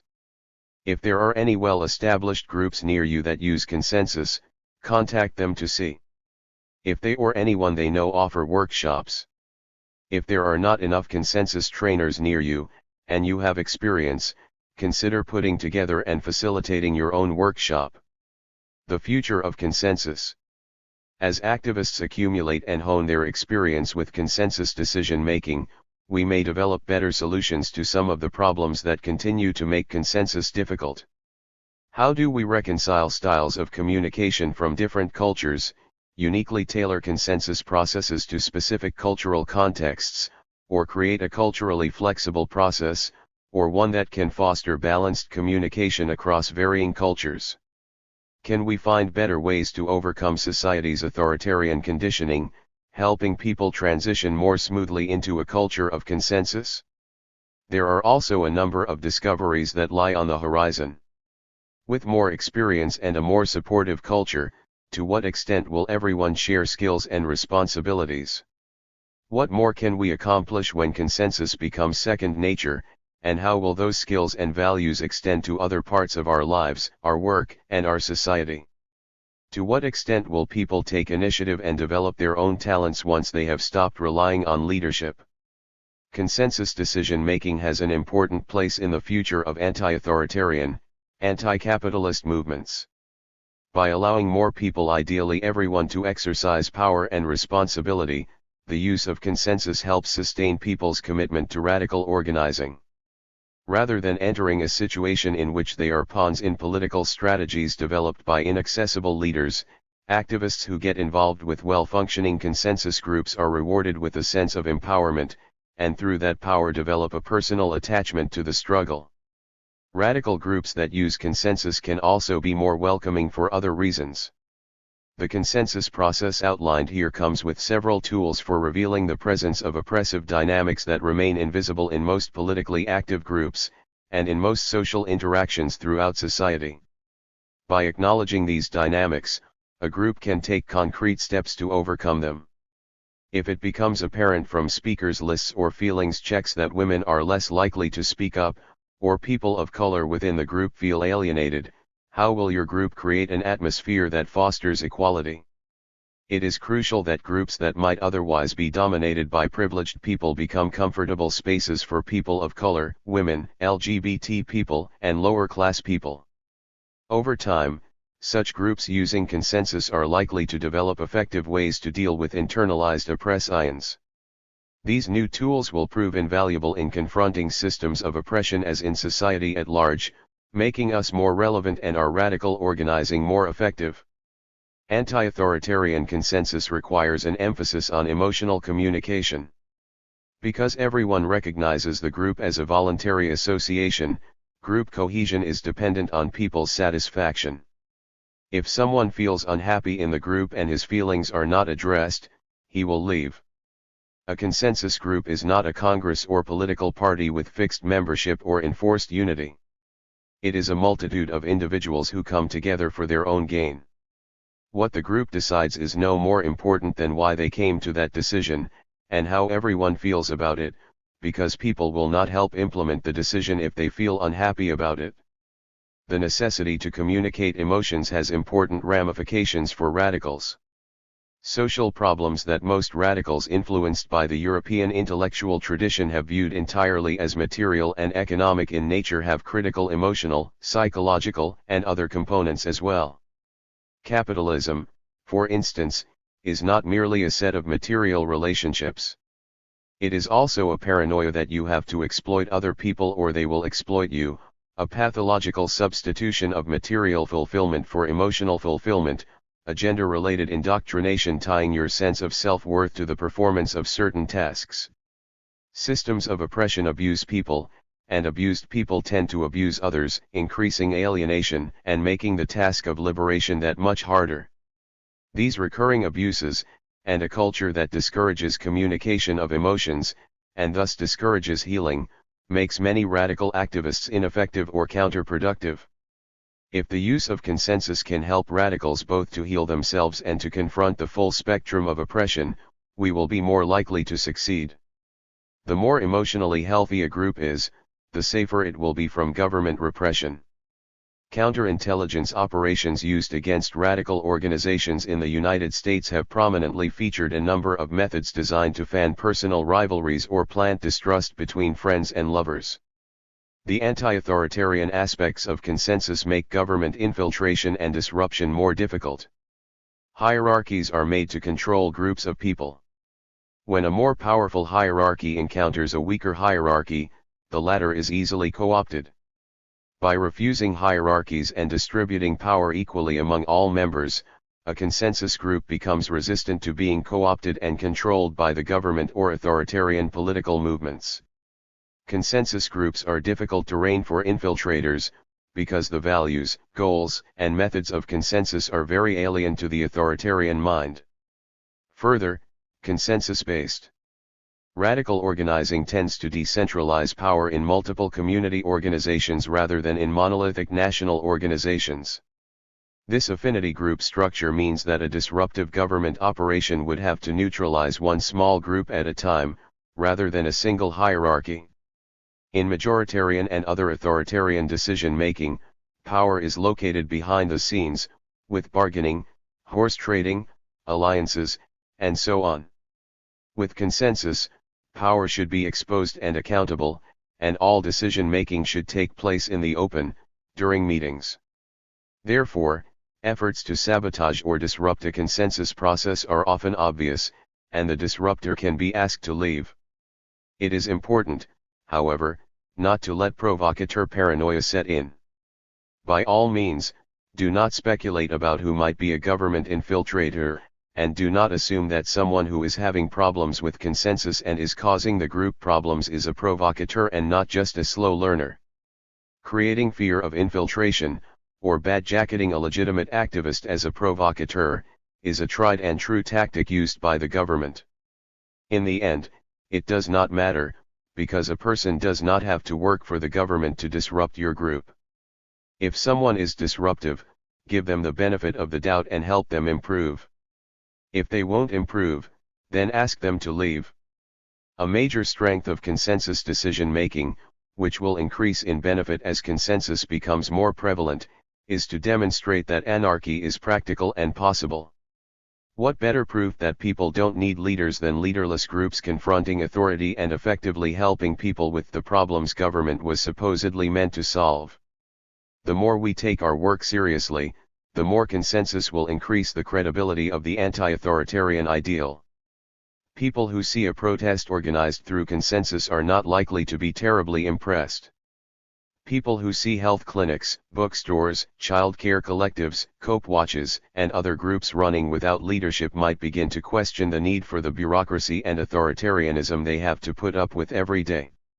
Finally, consensus decision-making has an important place in the future of revolutionary movements because it allows us opportunities to create the alternative structures and relationships that will replace government. Strong personal networks, autonomous spaces, and self-organized groups of people working together to fulfill their needs will make government irrelevant, and will prevent a power vacuum, ripe for some new authority, from emerging after a successful revolutionary struggle. After an anti-authoritarian revolution, we would use some form of consensus to discuss and decide collective daily affairs. We can practice and develop the ability to make those decisions in our organizing today. Appendix, Sample Dialogues. Discussion process. A community organization is discussing its opposition to the U.S. occupation of a Middle East country. The first dialogue illustrates a disorganized discussion, while the second dialogue illustrates a strategically organized discussion, geared towards consensus and action. Cheryl: so, last meeting it seemed like there was some interest in planning some actions against the war. Are we ready to talk about that now? Tim: yeah. I think it's absolutely shameful how this war is going on and you see almost no momentum building to oppose it, Dwayne, at least not in the city. Alicia: even just more protests would help. Interrupt business as usual, keep it fresh in everyone's minds that we're occupying another country. Cheryl: oh, I heard about this really great protest idea when I was visiting my cousin. They did a guerrilla street theater right in this busy shopping district. They had about 24 people, some dressed as American troops and some dressed as Iraqis. Just with simple cardboard props, they staged a street fight right there in the street, without any warning. 1 minute everyone's shopping, next minute people are running around pretending to shoot each other, falling down dead, screaming out for medics. Apparently, everyone just stopped and stared, and they had some people with flyers and a lot of facts about the occupation walk through and hand them out to everyone. Alicia: wow, I bet they got a lot more attention than if they'd just been holding signs. Vicente: yeah, but it almost seems too theatrical, you know? Almost like it would be too much fun. Dwayne, I think you'd get a different reception with something like that from one neighborhood to another. In poorer neighborhoods that are actually getting people killed and wounded over there, it could seem a little trivializing. In an upscale shopping district, on the other hand, it would certainly grab people's attention, but are those the people we want to reach out to? Tim, all I know about reaching out is that the only people in my school talking about the war are the recruiters. They're all over the place, even taking kids out of class, and promising the most unbelievable things, signing bonuses, college, you name it. Guy, and half the time they don't even get it. My brother was telling me a whole lot of the guys in his company were getting pissed off at how much they're getting jerked around. Extended deployment, coming home and finding out they're not eligible for getting their tuition paid. Cheryl, well, what about a protest in front of the recruiting offices? Vicente, sorry for being pessimistic, but I think protests are so limited. It's the same group of people. They get together, but they never stop anything. Cheryl, it doesn't have to be that way. I mean, I agree with you in general, but I thought, since we were talking about a protest, why not one that was aimed at disrupting recruiters? Guy, if we got someone who has served in the war to talk at the protest, that would help us a lot. We're up against a ton of propaganda, and we don't want to come off like hypocritical liberals. Most of the guys I know in the military hate politicians, so we gotta be able to get political without sounding like politicians. Dwayne, do you know of any anti-war soldiers who might want to speak about their experiences? Guy, next time I talk to my brother I'll see if he can put me in touch with anybody. Alicia, does anyone know where we can get good banner making material? If we protest at the recruiting office, there's that one bridge right near there that would be great for a banner drop. Tim, we could put information about the realities people face once they enlist, how it's not as good as recruiters make it out to be. Vicente, also, one don't want to focus exclusively on the US troops. A lot of anti-war groups out there, this really frustrates me, they talk about the war as if only US troops were dying. And if they do mention anybody else, it's only the civilians, like the ones fighting back don't count. In this dialogue, the communication style was very ineffective. People communicated as though it were an informal social setting, sharing opinions and interesting information with no particular goal. They lost opportunities to consider the full range of possible actions, and they did not assess ideas in a critical way. As a result, abstract ideas and preferences guided the discussion more than concrete and practical planning.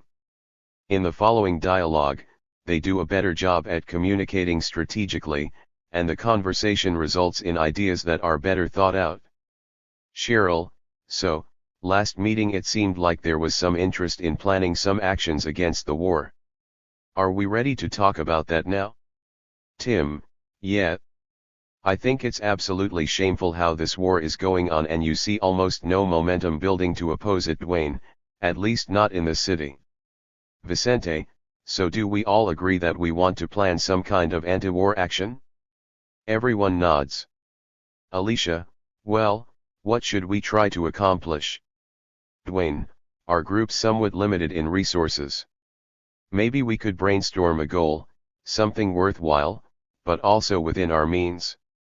Other group members nod. Cheryl, well, we can't stop the war with just the few of us, but we can organize resistance locally. How can we slow down the war effort in the city? Alicia, we need to raise awareness. People are so misinformed about it all. Dwayne, honestly, I don't see raising awareness as effectively opposing the war. That assumes the government needs our consent to carry out its policies. It was an unpopular war before it even began, but they went ahead and did it anyway. Vicente, I agree. We need to move towards taking action. Cheryl, well, what do they need to wage the war? Money, propaganda, weapons, supplies, recruits. Guy, no military bases around here to go after. Vicente, What about counter-recruiting? Dwayne, yeah, I like that idea. Several group members nod. Cheryl, so do we want to do something around counter-recruiting or should we keep thinking of other options? Guy, I'm definitely down with counter-recruiting. Alicia, depending on how we do it, if it works well we could make a lot of connections that'll be useful for other actions down the road. Tim, how do we make it harder for the recruiters to do their jobs? Guy, I've been reading about a lot more attacks against recruiting centers across the country, sabotage, that kind of thing. Obviously our group isn't going to plan anything like that, since we're out in the open, but anything we can do in our group to distance the recruiters from the community, and help people think of them as the enemy, is going to make their job a lot harder, and make them more vulnerable to, well, direct action. Vicente, they got a lot of image on their side. Flashy uniforms, expensive cars, signing bonuses, college. They go to the communities that are the most humiliated, the most ground down, and they promise dignity. Honor. How do we make that a tough sell? Dwayne, I think the simple truth of what they'd be getting into if they signed up is enough. For me the question is how do we put this message out there so people actually consider it, instead of just passing it off as more propaganda? Alicia, what about in the schools? Tim, are there a lot of recruiters in your school? Tim, are you kidding? They're crawling all over the place. It's unbelievable how aggressive they are. Alicia, we could do counter-recruiting in the schools. Think of all the different angles. A lot of the kids are against the war, and if they had something to plug into they could become a lot more active. I know plenty of the parents don't like the idea of recruiters going after their kids so aggressively. It's just mercenary. Tim, and the schools in the city are falling apart while they're spending millions on recruitment. We got all the crap from No Child Left Behind to put up with and they're even taking kids out of class to try to get them to sign up. Vicente, most of the high schoolers I talk to at my job hate school, and they see the military as a way out, but if we could show it's part of the same system, and give them the opportunity to exert control over their schools, Guy, we could take a supporting role, organize literature, find anti-war vets to give presentations, do some of the initial counter-recruiting while we find people in each of the schools to take that over. Decision-making process. The group is working with a coalition formed to address homelessness and housing rights in their city. Some of the people in this group are LGBT, as are a large number of the homeless people in the city. Lee, a member of another group in the coalition, has acted in a hostile and demeaning way towards the LGBT activists. Lee's group dismissed requests to hold him accountable as divisive, and has also opposed suggestions within the coalition to address the specific needs of LGBT homeless people, calling it a side issue. The group in the dialogue is using an effective decision-making process to come to consensus about what to do about their problems with the other group in the coalition. Megan is facilitating, but since the group is experienced at using consensus, she doesn't take a very active role. Megan, the next item on the agenda is the LGBT issue at the coalition. Pat, you brought this one up? Pat, yeah, one think most of you have heard bits and pieces of this already. So this one guy, Lee, with affordable housing now, said some really fucked up things to me when we were preparing for the press conference last week. We were just talking about the campaign, and he kept talking about the homeless population like they were all families, talking about homeless mothers and homeless fathers. I just said something like, don't forget all the transgender people and queer youth on the streets. So he rolls his eyes and said he's more concerned about people who are forced out onto the street than people who choose to be there. Later when we were putting away the chairs and tables he was just acting really macho and I called him on it. I was polite and all, more than he deserved, and he says, I thought you were a man, can't you take it like one? I told him that was really fucked up but he said he was just joking and tried acting real friendly. Tattoo Steve, from Homes Not Jails, was there too. He heard most of it. Sylvia, which one is Lee, Was he at the last coalition meeting? Leslie: yeah, he was the one who kept interrupting the facilitator. Sylvia: oh, the one with the glasses, about 30, clean-shaven and all? He's made me feel really uncomfortable too. Nothing as obvious as this, but a lot of little things. Pat: yeah. So on Sunday, Megan, Leslie, and I went to talk to the director and some of the other folks at Affordable Housing Now. You wanna tell that one? Leslie: sure. So the people at the office hear us out and act real polite and all, and when we ask them to take it seriously and hold Lee accountable, they say we should just go talk to him ourselves. We already told them we had, and we say it again, that he's made people feel uncomfortable for bringing up criticisms, and just ignores them. So then they say they'll pass on our concern. At this point I'm getting pretty frustrated and just want to leave, but Megan repeats our demand that they hold him accountable and they say that would be too divisive. Gary: that whole group has been opposed to focusing on LGBT issues within the homeless community. They won't acknowledge that different homeless people have different needs. Earl: one think this is really important to respond to. Thanks for calling him on it. Pat: would you feel comfortable taking this up another level and addressing it at the next coalition meeting? Pat: one don't know if I necessarily want to do it at the next meeting, but I definitely want to bring it up to the whole coalition and hold Lee and his whole group accountable. Megan: is everyone else interested in taking action on this? Everyone affirms.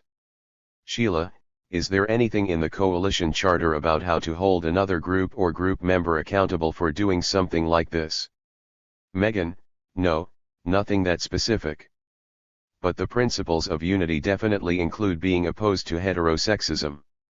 Sylvia: so do we want to keep this within the groups in the coalition, or do we want to deal with it as a problem in the activist community at large, and focus on Lee specifically, inside or outside the campaign? Pat: I think we should keep it within the coalition. At least give them a chance to fix it, and hopefully show that dealing with anti-oppression issues doesn't have to be disruptive. Gary: I think we'll get more support from other groups in the coalition if this doesn't turn into a scandal that hurts their image. We can count on Homes Not Jails and the Women's Health Collective, but it would be great to have all the other groups on our side too. Earl: what if we talk to Affordable Housing Now one more time, let them know that we're serious? Sheila: what if we went to one of their meetings, and asked for like 5 minutes to talk about this? That way, it won't just be the leaders but the whole group, and the director and his friends might be a little embarrassed to be seen as defending this kind of thing. Give them a chance to shake it up internally. Several people affirm with hand gestures. Sylvia: I like that idea. Leslie: what if they don't give us a chance to talk at their meeting? Pat: we could also contact other groups in the coalition and tell them about the situation. Ask them to contact Affordable Housing Now to say they need to acknowledge the problem and work on it. Gary: that sounds good. Megan: oh, maybe another thing we can do, I have this picture in my head of like an open letter. Everyone's heard all the cliches about hypersensitive feminists sabotaging campaigns with identity politics, distracting everyone with criticisms and side issues, being divisive, all that bullshit. Maybe we should get down into writing a really concise, strong explanation of why it's essential to address these problems, why Lee is the one being divisive by pulling that shit in the first place. Several people nod. Pat: I'd like to write that, if anyone wants to help me.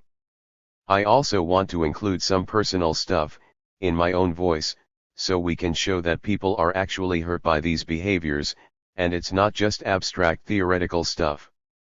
Gary: I can help if you want. Pat: that would be great. Megan: so we have a lot of ideas here that seem to flow together well. Do we want to brainstorm more or should we state this as a proposal? Everyone looks around, and no one suggests further ideas. Pat: okay, so the proposal is that Gary and I write an open letter to give to Affordable Housing Now and all the other groups, right? And then some of us go to Affordable Housing's next meeting and ask for 5 minutes to talk about our complaint and ask them to do something about it so we can continue to work together. Meanwhile, other people will be contacting the other groups in the coalition to let them know about the situation, and ask them to pressure Affordable Housing to hold themselves accountable. If they don't come up with some serious suggestions of how to fix the problem, we bring it up at a general meeting. Megan, are there any questions? Any concerns? People shake their heads. Megan, all right, let's vote. All in favor? Everyone raises their thumb. Megan, great, it's decided. Now let's see who can volunteer to talk to all the other groups over the next week, and who can go to the Affordable Housing meeting. The facilitator. An employee at a local wall art megastore was recently fired after trying to organize fellow workers. A local activist group is discussing how to give support. They have finished reviewing all the facts and background information. Now they are ready to begin discussing a strategy. The following two dialogues illustrate ineffective and effective facilitation techniques. John is the facilitator. There are 6 people at the meeting. John, all right, I think we have enough information. Let's talk about what we want to do. I think at the very least we should get the wall art to rehire the person they fired. Dylan, definitely. Gina, yeah, I agree. John, and we shouldn't negotiate with them. I mean, whatever actions we end up doing, it should put the pressure on them. We don't want to end up in some compromise that could make it harder for the employees there to get their union. Gina, right on. Robin, maybe. Dylan, yeah, it has to be on the workers' terms, not on theirs. Don't forget, this worker got fired because she was organizing. That's the most important thing. Whatever we do should help them organize. John, exactly. Even if we can't get them to take this one employee back, we can make them afraid to fire anyone else for organizing. Robin, maybe we should try to contact her, the woman who got fired, and, see what she needs and make sure we don't do anything that makes her situation worse? John, sure. And that's always something we could do closer to any action we end up doing. If it's a problem, we can always keep from mentioning her specifically. Gina, yeah, and at least for now we can assume she'd appreciate any actions that would help the workers there organize. I mean, that's what she got fired for. John, exactly. So I think what we have now is a strategy to take action against the wall art, put pressure on them for firing her, and demand they recognize their workers have a right to organize. We try to get them to take back the person they fired, and even if we don't get that, they'll think twice before firing someone else. Do we have consensus? John, Dylan, Gina, and Sam stick up their thumbs. John, any blocks? No. Good. Now let's talk about tactics. John was an ineffective facilitator. He dominated the conversation, and from the very beginning limited the range of discussion to favor his own opinion. The one time someone tried to suggest a different course of action, he ignored her concerns and reinterpreted her suggestions to fit within his own plan. He didn't say anything when Dylan interrupted Robin. He didn't find out why 2 people didn't participate in the discussion at all, or why 2 people didn't vote in favor of his proposal. Let's see the same situation, with John being an effective facilitator this time. John, does anyone feel they need more background information, or can we move on? Dylan, Gina, and Robin nod. John, okay, now we need to come up with a strategy. What should our basic goals be? Dylan, the most important thing is helping them organize. Whatever we do, we need to put some pressure on wall art, win the workers some breathing room. We've got to let them know they have support. Gina, yeah, since wall art can't fire us, we can take more risks. We can make them lose business, be a real big pain in the ass, until they decide it would be easier just to let the workers organize. Robin, maybe we should try to contact the workers there, you know? See what their needs are, and make sure we're not doing anything to make their situation worse. Dylan, well, what if they say they don't want us to do anything? They could get in trouble if they're seen talking with us. And they don't know us, they can't trust us not to rat on them or something. They get a lot of intimidation from their managers, maybe they'd be afraid to tell us what they wanted. But I don't see how us protesting in the parking lot or whatever is going to make it harder for them. John, okay, so does anyone have any ideas on how we can work without getting them in trouble? Addie, I know. Dylan, well, we have to decide what's more. John, hold on, Dylan, I think Addie was first. Dylan, my bad. Go ahead. Addie, oh, sorry. Well, one of the people I work with, her sister works at Walmart. I could have her ask for us. Or set up a meeting, so we don't have to go into the store, where they might be more afraid to talk with us. John, that's great. And maybe while we're at it we can also try to contact the woman who got fired, and see if she'd want us to pressure Walmart to rehire her. Dylan, yeah, I think those are both good ideas. I just want to make sure our hands aren't tied just because Walmart's got all its employees by the throat. Even more reason for us to act, right? John, Sam, you haven't spoken yet, what do you think? Sam, I guess I agree with everything that's been said already. Gina, so maybe we should try and find a way to do both? Contact the workers and start taking action to put the heat on Walmart. Robin, I just want to make sure we don't do anything that makes it harder for the workers, or makes it seem like we don't have respect for them. We can't get anything done if we don't have a good relationship with them. Gina, that's true. Addie, yeah, I agree. John, so it sounds like there's disagreement over whether we should contact the workers first or take action first. Can anyone think of a way to solve that? Dylan, what if we tried to brainstorm actions we could take that wouldn't jeopardize our relationship with the workers, so we could at least do something while we're waiting to contact them? Gina, I propose that Addie and whoever else wants to help should try and arrange a meeting with any workers who are interested in our support, and Dylan and anyone who wants to help him could start brainstorming actions for us to do in the meantime. John, okay, a proposal's on the table. Are there any clarifying questions? Gina, are Dylan and Addie okay with those roles? I sort of volunteered you.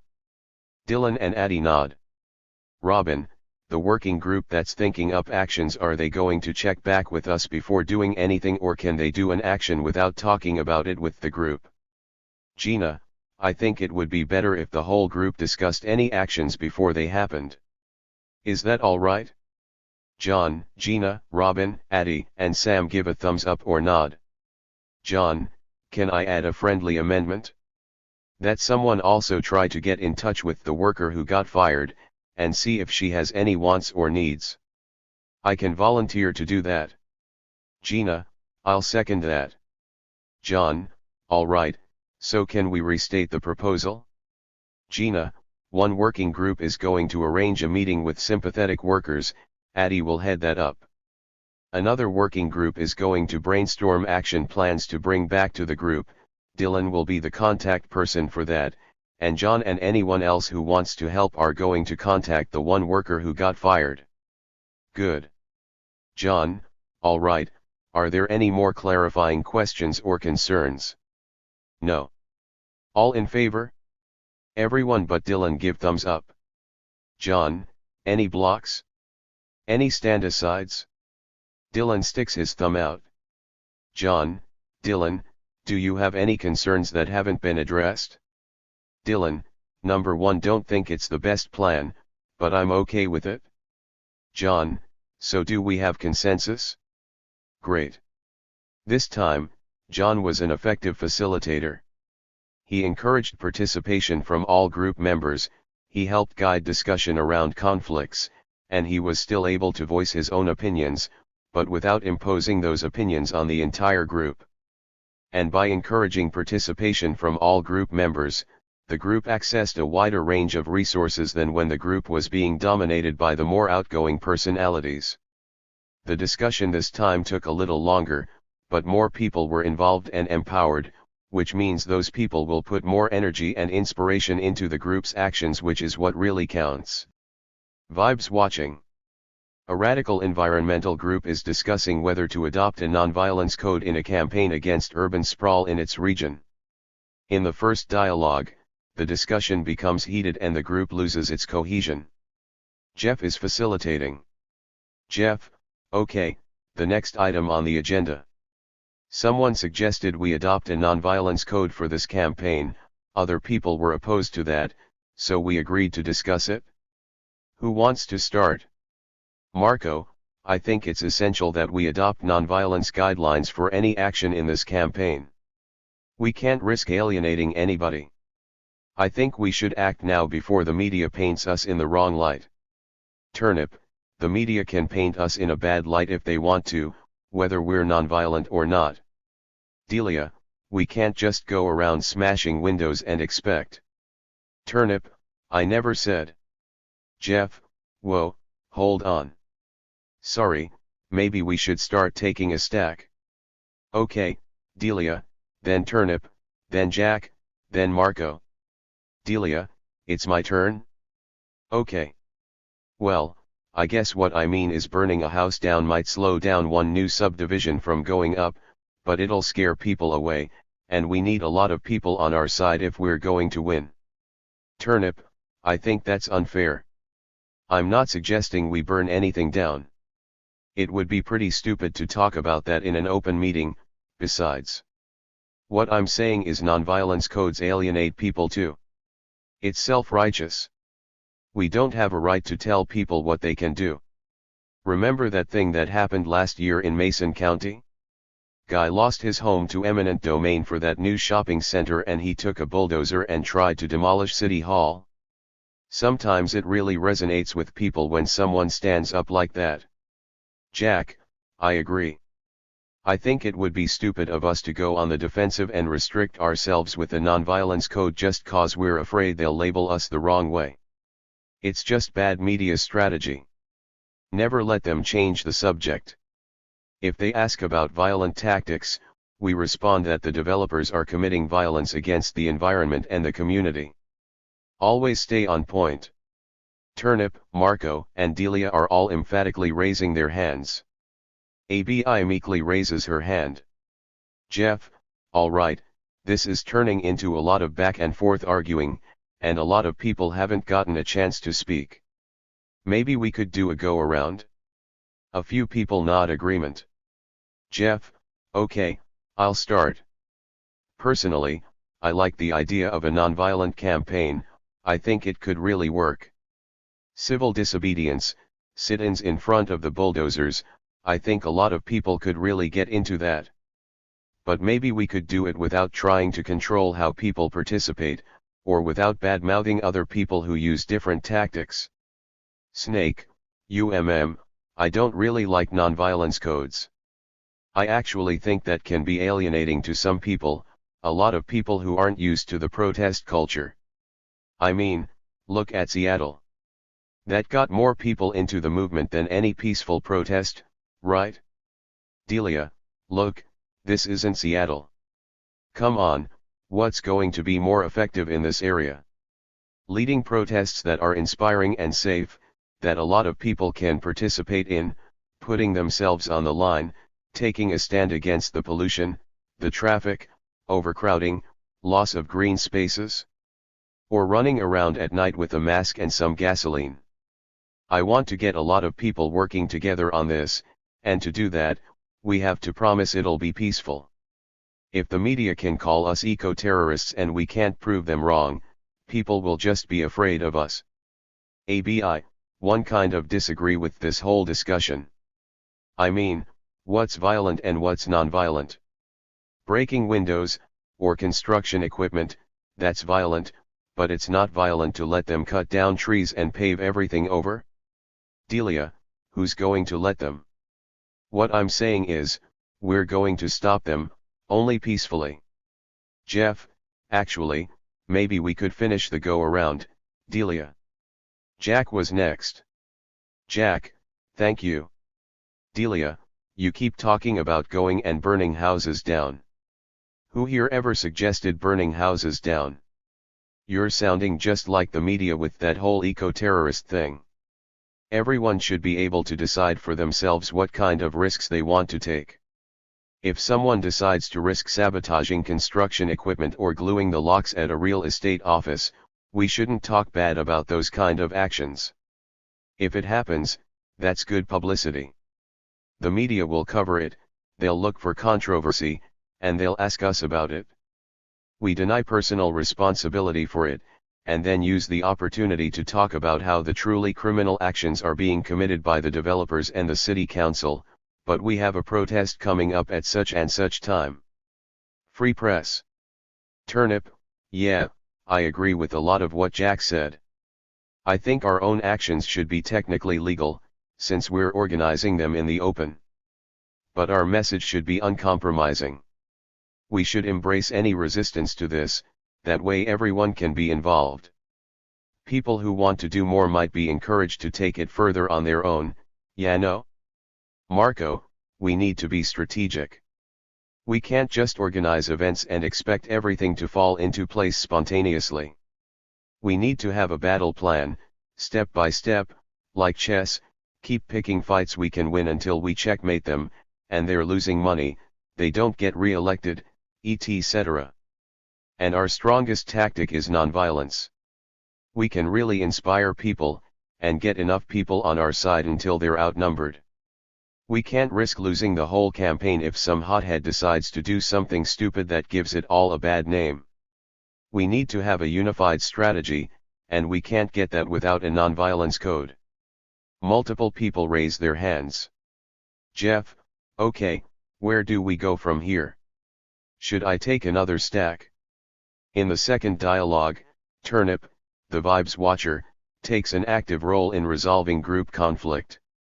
Jeff, okay, the next item on the agenda. Someone suggested we adopt a nonviolence code for this campaign, other people were opposed to that, so we agreed to discuss it. Who wants to start? Marco, I think it's essential that we adopt nonviolence guidelines for any action in this campaign. We can't risk alienating anybody. I think we should act now before the media paints us in the wrong light. Turnip, the media can paint us in a bad light if they want to, whether we're nonviolent or not. Delia, we can't just go around smashing windows and expect that people aren't going to be turned off by that. Turnip makes the hand signal for a process point. Turnip, yeah, I think I should make a vibes comment, this feels like it's starting to get hostile pretty quickly. Delia, I wasn't done yet when you started, and when you talked about smashing windows, I felt like I was being misrepresented and it made me angry. I had to bite my lip to keep from interrupting you back. Delia, oh, I'm sorry. Turnip, it's okay, I know you didn't do it on purpose. I realized that what I said was kind of argumentative, and I guess I felt defensive by how you started off, Marco, because it seemed like what you were saying was, this is how it has to be, and everyone else is wrong. ABI nods. Marco, my bad. Turnip, so maybe we could start over, and all try to be more respectful, myself included? Marco nods. Marco, well, I guess I'll start again. I'm in favor of a nonviolence code, I think it helps us strategically. Dealing with the media, not alienating anybody, keeping a good reputation, and getting more support. Jack, personally, I feel really strongly opposed to the idea of a nonviolence code. I think it hurts us, strategically. It lets the media control the discourse, it puts us on the defensive, it cuts out a lot of tactical options, it lets them divide us. I also think it's wrong, and kind of authoritarian, to try and control how people are allowed to participate, as though it were our movement. Delia, I disagree, I don't think we have to control people. I think a nonviolence code is just a way of saying, This is what to expect in protests and actions we organize. If you don't like it, fine, you can do something on your own, but we're making it clear that people who do other stuff aren't with us, so we can't get blamed for anything we didn't do. Jeff, Turnip, you raised your hand, but I want to talk too, so after you I'll start a stack and put myself at the top. Turnip, okay. Well, I wanted to respond to what Delia and Marco said, but maybe it's beside the point. We've all had these discussions before outside of meetings, and I don't think we're going to change anyone's mind about the whole nonviolence, diversity of tactics thing in a meeting. Everyone seems calm and respectful, that's great, but the discussion is still just going back and forth, between the same people. A lot of people haven't spoken yet. Sorry, maybe this is premature, but it just seems like we're not going to get anywhere with this. Jack and Delia nod. Jeff, does everyone else agree with that? Maybe we could think of a different way to talk about this. ABI, I agree, I don't think we're going to change anyone's mind right now, but we've been talking ideologically. Some of us believe in nonviolence, some of us believe in a diversity of tactics, and that's okay. Maybe we could talk practically, about what we can do as a group. Turnip, I think that's great. Could I suggest we split up into pairs and talk about this with someone who has a different opinion? That way everyone will get a chance to give their input and help come up with a compromise. Then we could meet back and each of the pairs could share what they came up with. Several people give a thumbs up or nod. Jeff, okay, so does everyone like the suggestion of partnering for, say, 10 minutes, and then coming back as a group? Are there any concerns, any objections? Okay, great. Let's break. New members. Rob is attending a meeting of a local anarchist group for the first time. The group runs an info shop and radical community center that Rob has been to several times, but Rob has never participated in or witnessed group activities or decision making. In examples A and B, the group makes no effort to welcome him. In example C, the group welcomes him and attempts to bring him up to speed. Example A. Rob gets to the info shop 5 minutes before the meeting is scheduled to start at 6 p.m. A number of people are already sitting and talking in the back room. Rob waits as more people arrive, but no one comes over to welcome him. 6 o'clock comes and goes, and those already there are talking with people they already know. 10 minutes later no one has talked to Rob, and no one has said anything about starting the meeting. Rob says to himself, screw it, I'm not wasting any more time, gets up, and leaves. Example B. Exactly the same as example A, but Rob stays until the meeting finally gets started 15 minutes late. Emma, it's 6:15, should we get started? Ins, anarchist time. Most of the people in the room laugh, while everyone moves to form a circle. Rob sits down next to Teddy, a longtime member of the group. Teddy, what's your name? Rob, me. Rob. Teddy, I'm Teddy. Emma, so who's facilitating this week? Christy, I will. Teddy, I can take notes. Christy, what about Vibes Watcher? Tries, oh, I guess I will. Teddy, are we going to need a stack this week? Christy, let's play it by ear. How about coming up with an agenda? With no one to explain the unwritten customs and rules of the group, Rob feels like a complete outsider. In the first minute of the meeting, he is bombarded by several terms he may not understand: facilitating, Vibes Watcher, stack, agenda. His first experience with anarchist organizing will be marked more by feelings of disempowerment and exclusion than by first-hand contact with functioning anti-authoritarian ideals. What happens if the group puts more effort into helping newcomers feel welcome? Example C. Rob gets to the info shop 5 minutes before the meeting is scheduled to start. A number of people are already sitting and talking in the back room. Teddy approaches Rob.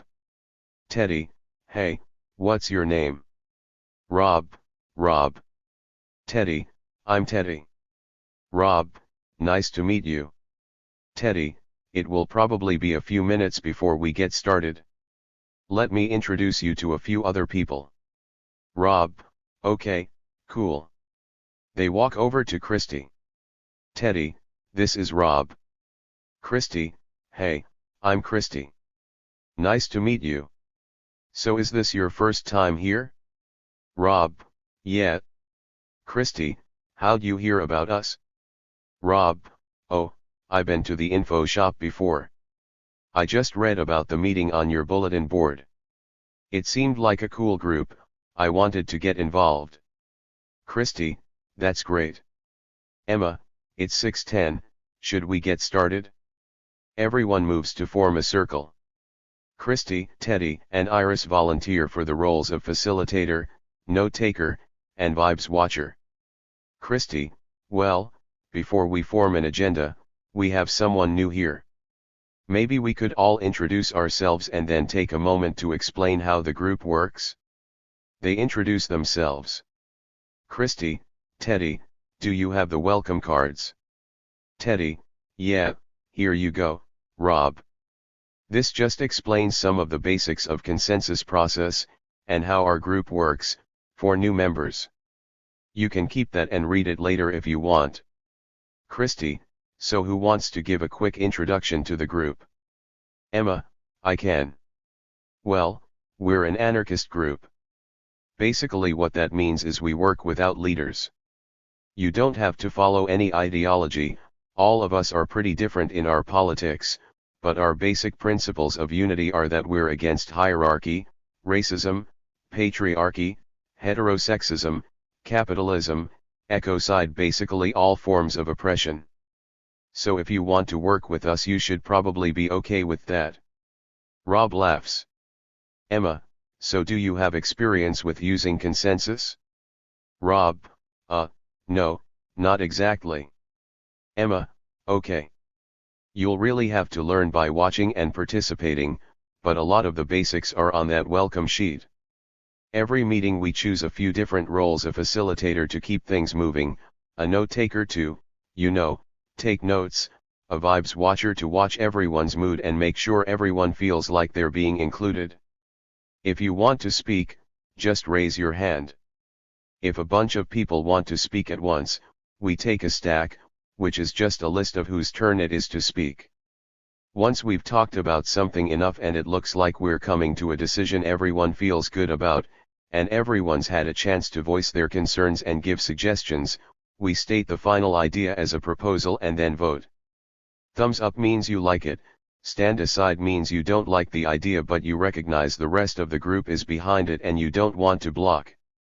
If you think the idea is absolutely counterproductive and bad for the group to do, you can block it, thumbs down, and just one block means the group can't do it. Rob, okay. Emma, don't worry if you can't remember all that. It gets easier over time. Christy, yeah, and I'd also like to add that you should feel free to ask questions anytime if you don't understand what we're doing. Don't feel like you have to participate right away. It's okay if you just watch for your first meeting.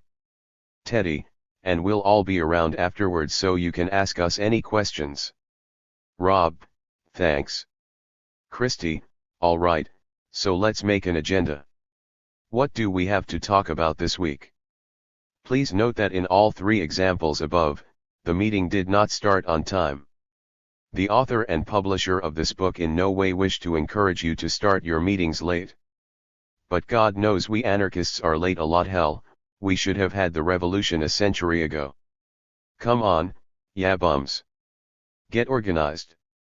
Needless to say, we also do not want a world ruled by the clock.